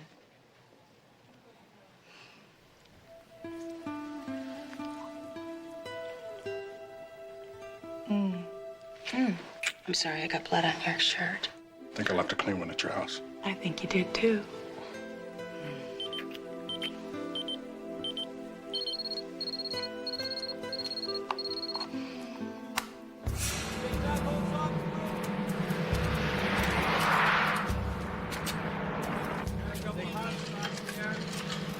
How many victims?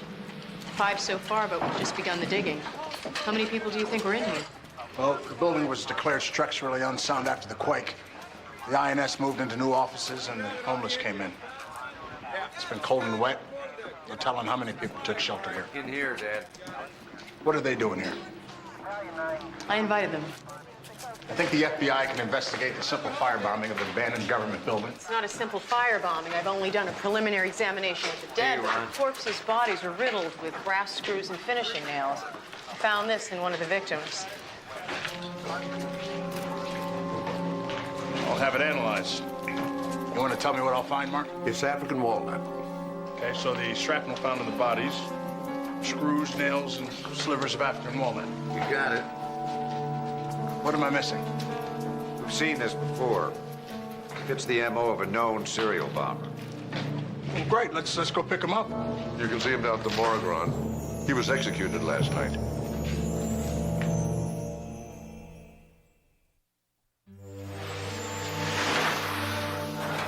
The first place he hit was a seedy joint on the Sunset Strip, the Sunnyview Motel. That's how he got his name, the Sunnyview Bomber. That's adorable. What was his pattern? We never figured that out. He did anything. Diner, a suburban home, gas station, statuary store. Even blew up a bench in MacArthur Park once. How'd you catch him? He made all of his explosive devices using materials and tools involved in handcrafted furniture. And he encased the bombs in beautifully crafted boxes made out of African walnut. Louis Sweeney was a furniture craftsman, like his father, Reagan, and his father before him. And his daughter, Caitlin, is carrying on the tradition. Dad made the furniture connection and found Sweeney. Thanks to a toothache. I don't get it. While Mark was waiting for the dentist, he was leafing through an Architectural Digest magazine when he spotted a photograph of his study, and he recognized the detailing on one of the chairs. From there, we were just a search warrant away from a conviction. But you were never able to figure out why he was doing it. We didn't have to. We had the evidence. Found it all in his van. So we're looking at a copycat bomber here who's trying to make fools out of the police and the prosecutor and me. Well, you executed the wrong man.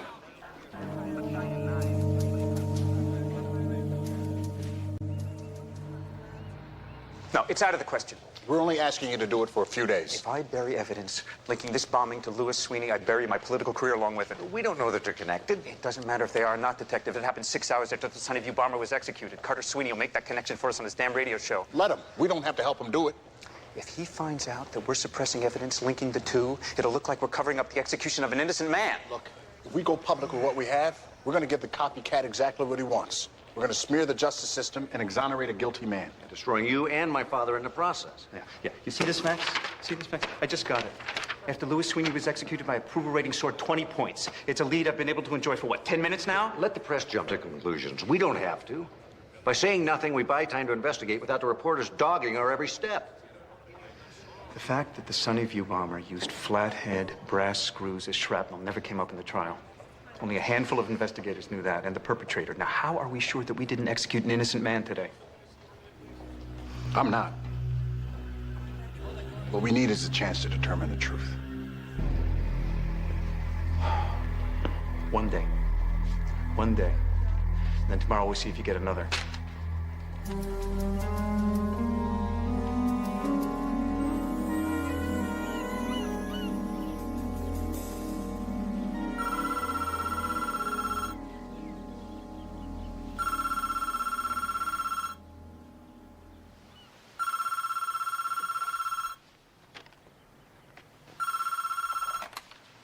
Hello? I've always wondered how well you slept, Doctor. Now I have my answer. I sleep a lot better when the phone doesn't ring at 6 a.m., Mrs. Sweeney. Oh, I'm sorry. I assumed you'd be awake searching for the Sunnyview bomber. The Sunnyview bomber was executed. Then how is it that he was able to blow up the old INS building downtown yesterday? Coincidence. Copycat bombers. What is this about? Doesn't a copycat usually need information to copy? How is it that this imposter knew that the real bomber always put flathead brass screws in his devices when that information was never released to the public? If that was never released, how do you know about those screws? Because I'm here with Sharon Ellison, Assistant District Attorney for the County of Los Angeles. Wait a minute, you're where with Sharon Ellison? Oh, I'm sorry, Doctor. Did I fail to mention? We're live on KCDM AM. Sharon, I believe you and Dr. Sloan have something of a professional relationship. Yes, I successfully prosecuted Dr. Sloan for murder. I was framed, you know that. As we found out later, the DA's office issued him an official apology, and I personally sent him a lovely fruit basket. The good news is that you discovered the frame before Dr. Sloan was executed. That time we did. Louis Sweeney wasn't so lucky. Louis Sweeney's attorney spent 6 years searching for evidence to overturn that verdict. Now, they didn't find anything because he was guilty. Or because it was in everybody's best interest to keep such evidence hidden. Are you suggesting that there's a cover-up in the DA's office? The case against Louis Sweeney was terribly flawed. I know because I was originally assigned to prosecute him. Well, then you know that there was a van full of evidence, don't you?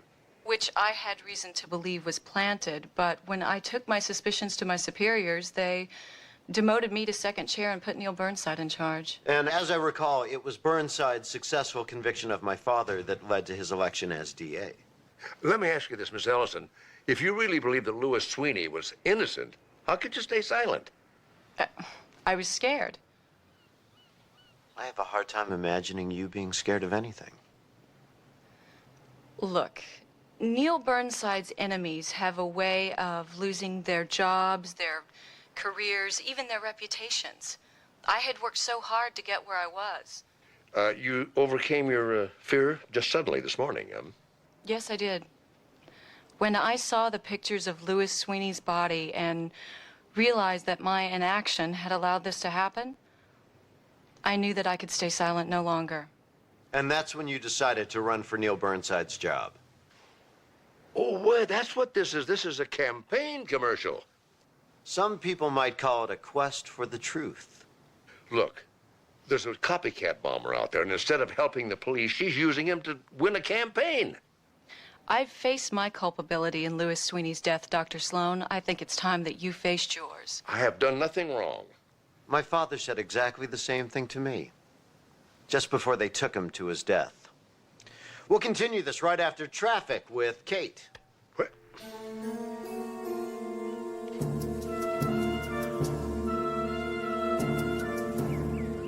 Carter ambushed me. He caught me while I was half asleep and just dismantled me. All I could do was mumble. Forget it, Doctor. The show's irrelevant. What matters are the facts. And he's got them all. And Sharon Ellison to help use them against me. How did that happen anyway, Ron? Did you have an agreement with Burnside? Yeah, we do. Either Sharon Ellison leaked the details to Carter, or he's our bomber. Oh, Carter's got a motive, and so has his sister, Caitlin. You know, maybe they're in it together. Their father could have given them the details that were kept out of the trial. Hell of a lot of good it does him now. If they wanted to clear him, wouldn't they have started the bombings before he was executed? Who else could it be? There's a whole city full of people out there, last I looked. What if the Sunnyview bomber were two people all along?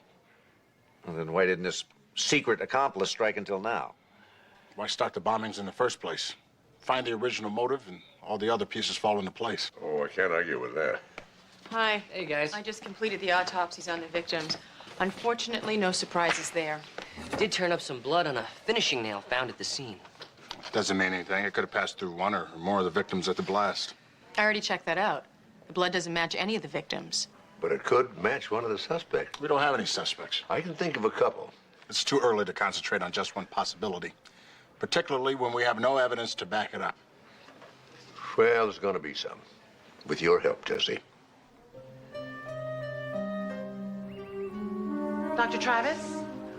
Hi, I'm Sally Preston. You're it. Well, I'm the station manager, if that's what you mean. How can I help you? Well, why don't you have a seat, roll up your sleeve, and we might as well get what we can. Excuse me, what are you doing? Well, apparently I'm wasting my time and the hospital's money. I don't know what you're talking about, but... Do you see these two nurses over here? Do you think that they work for free? And the bloodmobile outside, do you think that we have a whole fleet of them waiting around for some adolescent shock jock to use for his idiotic practical jokes? KCDM is talk radio for adults. We don't do practical jokes. Oh, really? Then what do you call arranging a blood drive and then having nobody show up? Look, I don't know anything about this. Can you tell me who you dealt with?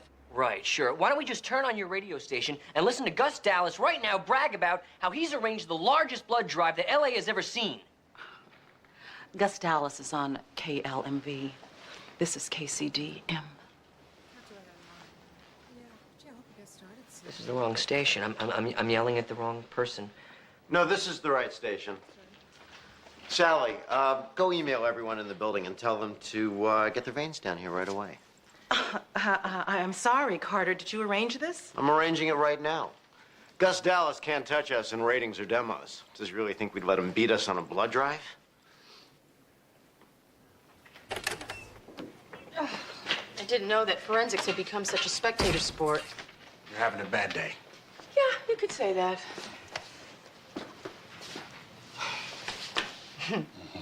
You know me well, and that feels very good. Caitlin Sweeney. She's dead? Just a dead end. Caitlin had some tests done at Community General a few years back, so I pulled her chart. But her blood doesn't match the blood on the nail. You know, I'd heard LA judges were easy, but... Judges? Yeah, you know. The guy in the black robe that granted you the warrant. Okay, look, I brought a box of chocolates to Imelda in Records, and she turned her back for 5 minutes. What if you had found a match? Anything you found afterwards would be irreparably tainted.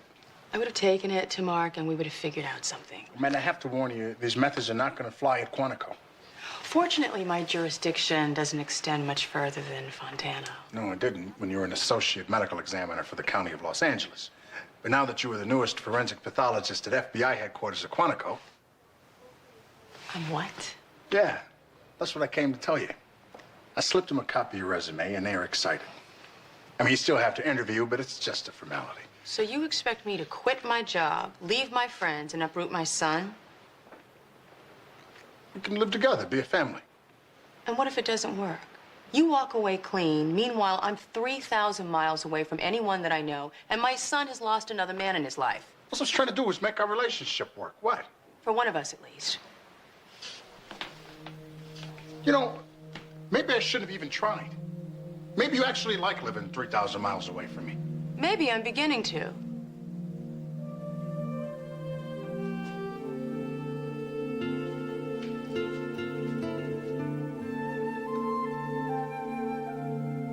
Hey, guys. Just got the result of the DNA comparison between Carter Sweeney's sample and the blood we found on the nail. It's a perfect match. No, that didn't seem to help Marcia Clark or Christopher Darden much. We're a long way from court. We can't even arrest Carter Sweeney based on these results. So what was the point of doing it in the first place? Now we know he's guilty. Yeah, well, now we get to be angry, frustrated, and powerless. I liked it better when we didn't know. Well, Amanda, we got him now. Now all we have to do is get his consent to repeat the test. Oh, and he's just gonna give it to you. Maybe he will if he has no choice. Just to see how he likes being ambushed himself. I want to thank you for agreeing to appear on my show, Doctor. It can't be an easy thing for you to do. Well, I figured I had to. Even so, you don't have to be here, facing your harshest critic on his own ground. Takes courage, and I respect you for that. Well, this isn't about me. This is about preventing any further killings. So you concede that the Sunnyview bomber is still out there? There's a bomber out there planting bombs, and people are being killed, but it's not the Sunnyview bomber. That was Louis Sweeney, and he was executed for his crimes. My father maintained his innocence to his death, did he not? Yes, he did, but that doesn't make it true. But weren't you once convicted and imprisoned for murders you didn't commit? After an experience like that, how can you be certain that the same thing didn't happen to my father? Louis Sweeney was the Sunnyview bomber. The latest bombing was done by a copycat to create this controversy and to obscure the truth. Yeah, with all due respect, Doctor, your explanation sounds like a desperate attempt to avoid taking responsibility for a tragic, fatal mistake. There is no evidence to support your theory. We have a bloody nail. A nail? Finishing nail, to be exact. We found it at the scene of the crime. And what does that prove? Well, by itself, nothing. But we managed to extract a blood sample and DNA from it. Now, if we can match that to another blood sample, it's better than a fingerprint. Your fingerprint. Let's be clear, Doctor. What you're implying is that you've matched the blood on this nail to mine. Yes, I am. I don't recall giving you a sample. Do you remember rolling up your sleeve for a blood drive here at the radio station a few days ago? You were in that building, and you pricked yourself on that nail when you made the bomb. To your father's specifications, no doubt.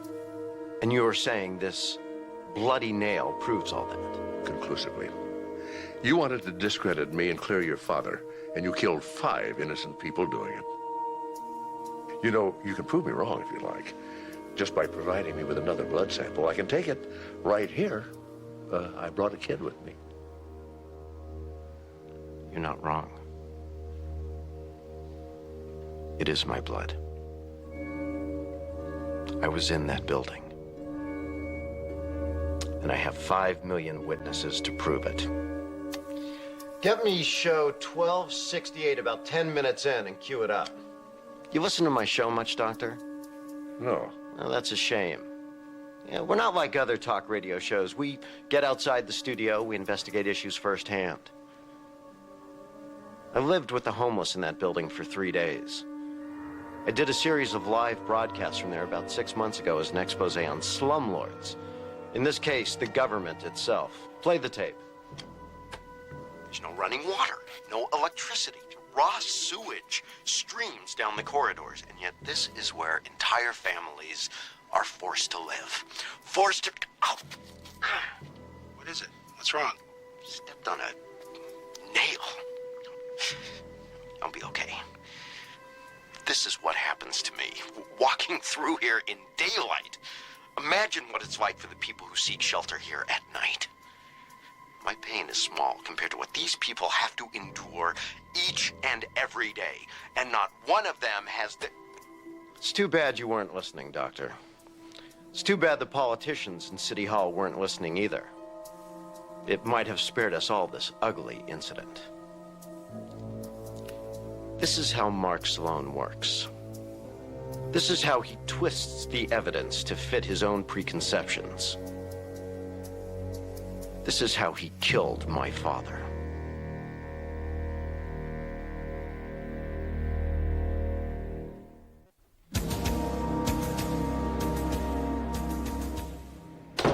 Who asked you to bring your father into this investigation, huh?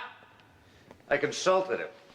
Isn't that why you hired him, as a police consultant? Yes, but nowhere in the job description does it say go on the radio and make an ass of yourself. How much of this did you know about? Only what I heard on the radio. Only what you heard on the radio. Why didn't Dr. Sloan inform us of his findings before he went public? My father didn't feel he had enough to make an arrest stick. He was just trying to give us what we needed. He is a doctor. He's not a homicide detective. It's not his job to make those decisions. It's mine! I don't understand who the hell he thinks he is. A man who has solved more murders for this department than any police officer. I haven't heard any complaints up until now. Well, up until now, he hasn't gone public and made fools of all of us, has he? Come in. You wanted to see me? Yes, thank you for coming over so quickly, Counselor. Well, it's not often that I get an urgent summons from the district attorney, at least since you transferred me to West Covina. Well, I'm going to reassign you effective immediately. Transferring me to an even smaller, darker corner of Southern California may make you feel better, but it's going to look like political retaliation to the voting public. I'm sure that it would. And that's why I would never do anything like that. What I'm going to do is I'm going to ask you to reopen the case against Sweeney, and I want you to take over the investigation of the new bombing. There's no case to reopen. We convicted the right man. Well, after your father's performance today, I'm not so sure. And I need an objective view. Oh, so you bring her in? Her mind's already made up. I think we'll get a cold, honest appraisal of the facts, won't we, Counselor? I'll do my best, sir. To destroy my father for a few more votes. Can't you see she's got an agenda? Don't you? Huh? One more word out of you, Detective, and you're off this investigation. Excuse me. I'm really not interested in your personnel issues and your local politics. I have an investigation to conduct. And unless you have something relevant to add to it, I'd really like to get back to work. We don't need your help. This isn't a federal case. Oh, it became one when a government building was destroyed. Yes, it did. Yes, it did. Yes, it did, with the understanding that this office would be in charge of the investigation. So from now on, you're going to coordinate all your activities through me. Dismissed.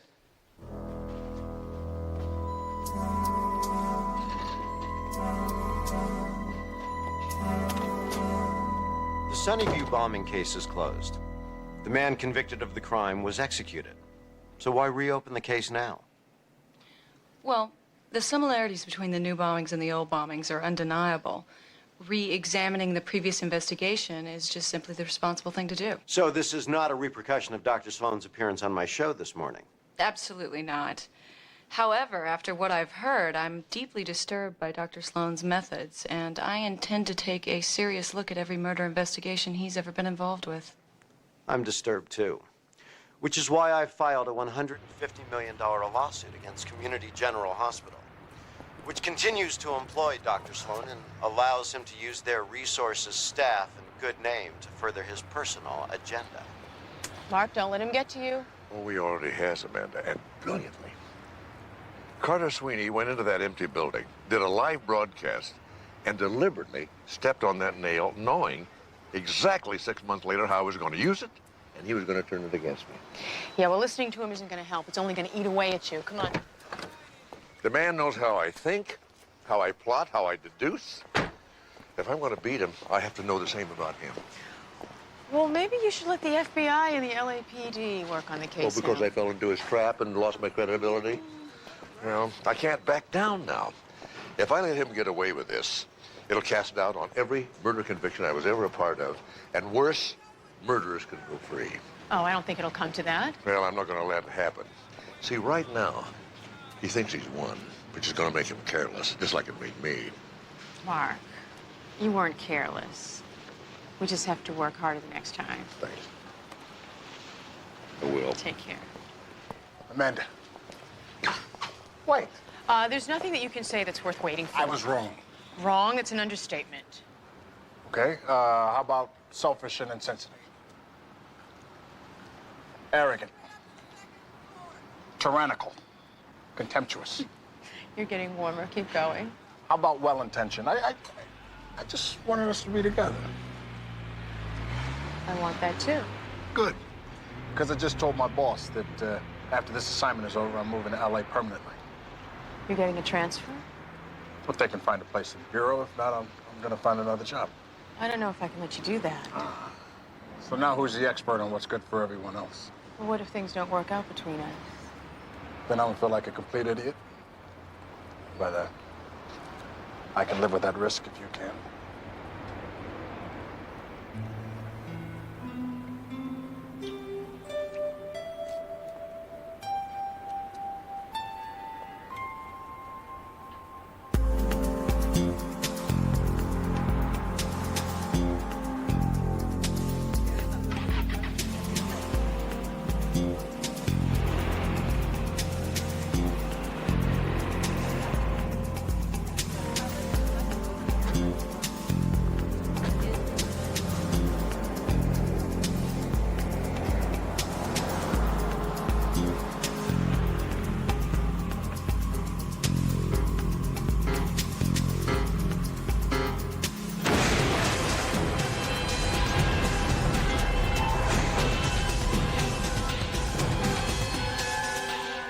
There in 15 minutes.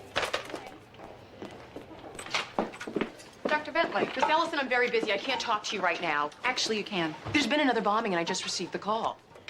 Consider the call rescinded. Dr. Steinberg will handle the investigation. Well, you can't do this. You and I will get along much better once you realize the words you can't don't apply to our relationship. Now, I will be taking all of your current files on the series of explosions, as well as the original Sunnyview bombings. Will you help my marshals in retrieving them? What are you... You see, we're getting along better already. Now, the files? I have to get clearance from the coroner's office first. They'll understand when you show them the court order. Old files tend to get lost so quickly, especially when they contradict the word of old friends. Why do you hate Mark Sloan so much? Is it because he made a fool out of you when he proved his innocence? Dr. Bentley, do not mistake a professional investigation for a personal vendetta, because once you do, your actions will be based on emotion rather than intelligence. And at that point, your employment will be called into question.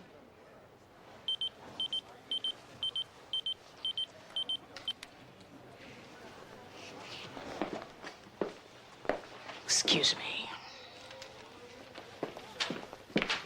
What's the emergency? Your career, and whether or not you want to have one tomorrow. I don't need to be rescued from a fight. Unless it's one you can't possibly win. What are you talking about? She nearly accused me of conflict of interest. Amanda, you've made your loyalties clear. There is an appearance of conflict. If you fight to stay on this case, you're only going to make that appearance worse. I know that woman, and she will twist the facts to make Mark Sloan out to be the bad guy and Carter Sweeney an innocent victim. I won't let that happen. She will not follow up on evidence that leads to Carter Sweeney. All right. If you can tell me without a trace of uncertainty that Mark is right and that Carter Sweeney is the bomber, then we will go back into your office together and we will fight Sharon Ellison until her career is ruined or ours are. I'm ready. But if you have any doubt at all about Mark's conclusions, if there's even a tiny chance that Sweeney is not the one, then walk away.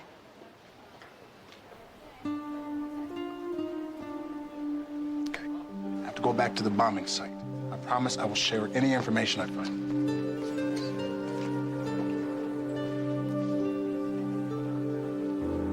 Flathead brass screws and finishing nails. It's the same purpose. I wonder what his favorite radio station is.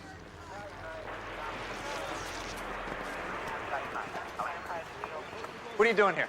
What are you doing here? Just wanted to get a look around before it got too trampled on. Did any reporters see the two of you? I don't think so. We came up the back way. May I see that? Here, take this. Are you insane or are you just stupid? I admit I made a few mistakes. Sweeney's our bomber, and I won't underestimate You are him. fired, Doctor. You can't take me off this case. I'm on it. You're with no you. longer a consultant to this department, and if you show up at a crime scene again, I'm going to have you arrested right on the spot. Now, you get him out of here and find something to put over his head, so I don't want anybody to recognize him. You can't treat my father this way. You're off this investigation, and one more word out of you, you're off the force.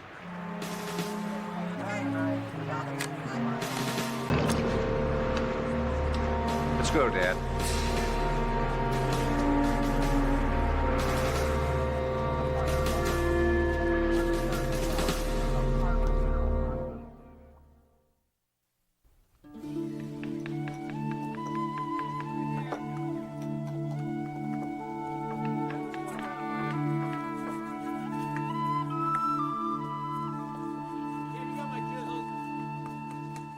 It's beautiful. It's my grandfather's. My father designed a few pieces, but all the big sellers are based on Regan's work.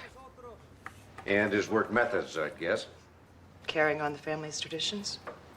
So's your brother, I'm afraid. My grandfather came to this country with nothing in his pockets but his hands. They were all he needed to build himself a future. Miss Sweeney, we know what your brother's doing. It's not much of a job for a man talking on the radio. That's what my father used to say. Man lives off his hands, a fool lives off his mouth. Of course, those fights are over now, thanks to you and your dad. We know that Carter Sweeney planted those bombs. Your brother thinks he's getting revenge for his father's death, but all he's doing is killing innocent people. Like you did my father. Look, I know I'll never convince you what we did was right. I know you'll always hate us. But to hurt me and my father, your brother is punishing all the people of this city. One chair at a time, my grandfather built this business till he could finally support a family. And once he did, the city decided to build a freeway through it. Listen to me. 6 days, Regan held off the bulldozers.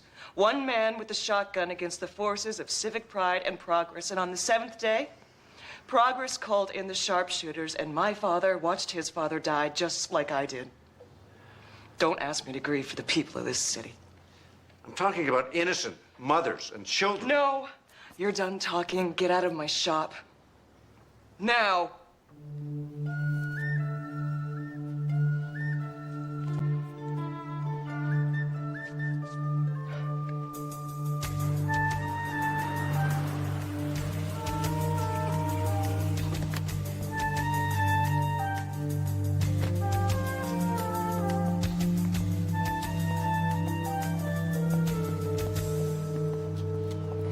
Where you going? Well, I'm thinking about Las Vegas, using my sports betting system to bankroll my career as a professional gambler. You already have a job. And if you want to keep it, you better get in there and get dressed because your shift started an hour ago. Mark, where have you been? I don't practice medicine here anymore. What do you mean? The hospital put me on disciplinary leave until they can decide whether or not to fire me. Jesse, you're the best doctor in the ER. Thanks, but it's not about that.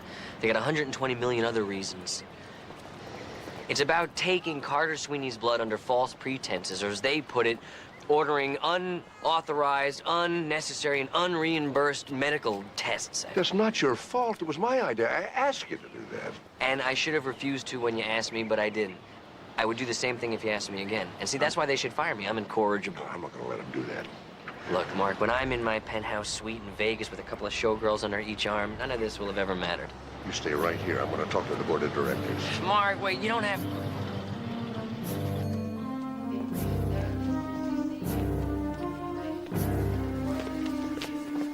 What's this? Restraining order. You and your son are not to get within 100 yards of me or any member of my family.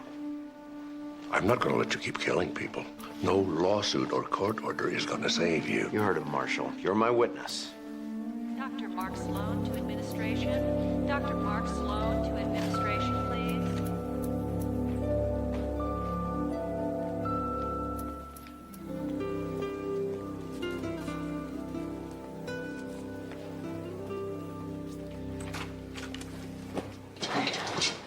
You're not supposed to be here. Yeah, I know. Everyone's made that abundantly clear. I mean, It's your day off. We could be spending it together. And we are. You're helping me pack. You can start by stacking these boxes over by the elevator. I don't understand. Well, these are my personal files, and I'll need them in Quantico. Quantico. Yeah, the job's still available, isn't it? Yeah. Well, I'm taking it. Why aren't you smiling? I thought your life was here. It was. But the board of directors is about to suspend me, and the city's going to fire me as adjunct county medical examiner, so why should I give them the satisfaction? So you're taking the job with the FBI to spite them? Well, Ron, I could really go anywhere, but I'm choosing to go with you because I love you. Damn. Now I'm gonna have to clean out some closet space. No, you won't. I'm gonna get my own place. I thought you just said... I did. But moving in together is a step we're not ready to take. Besides, there's someone else in the equation. No, CJ. I don't know how to talk to kids. You'll learn. You'll learn. You're the only people I know who find the morgue romantic. Okay, what are you doing here? I heard that Carter Sweeney was going to serve my father with a restraining order. How'd you hear that? I got one, too. Hey, I'm on the next flight to Sin City. This is your last chance to share in the fortune. We'll see you then, Doctor. This way.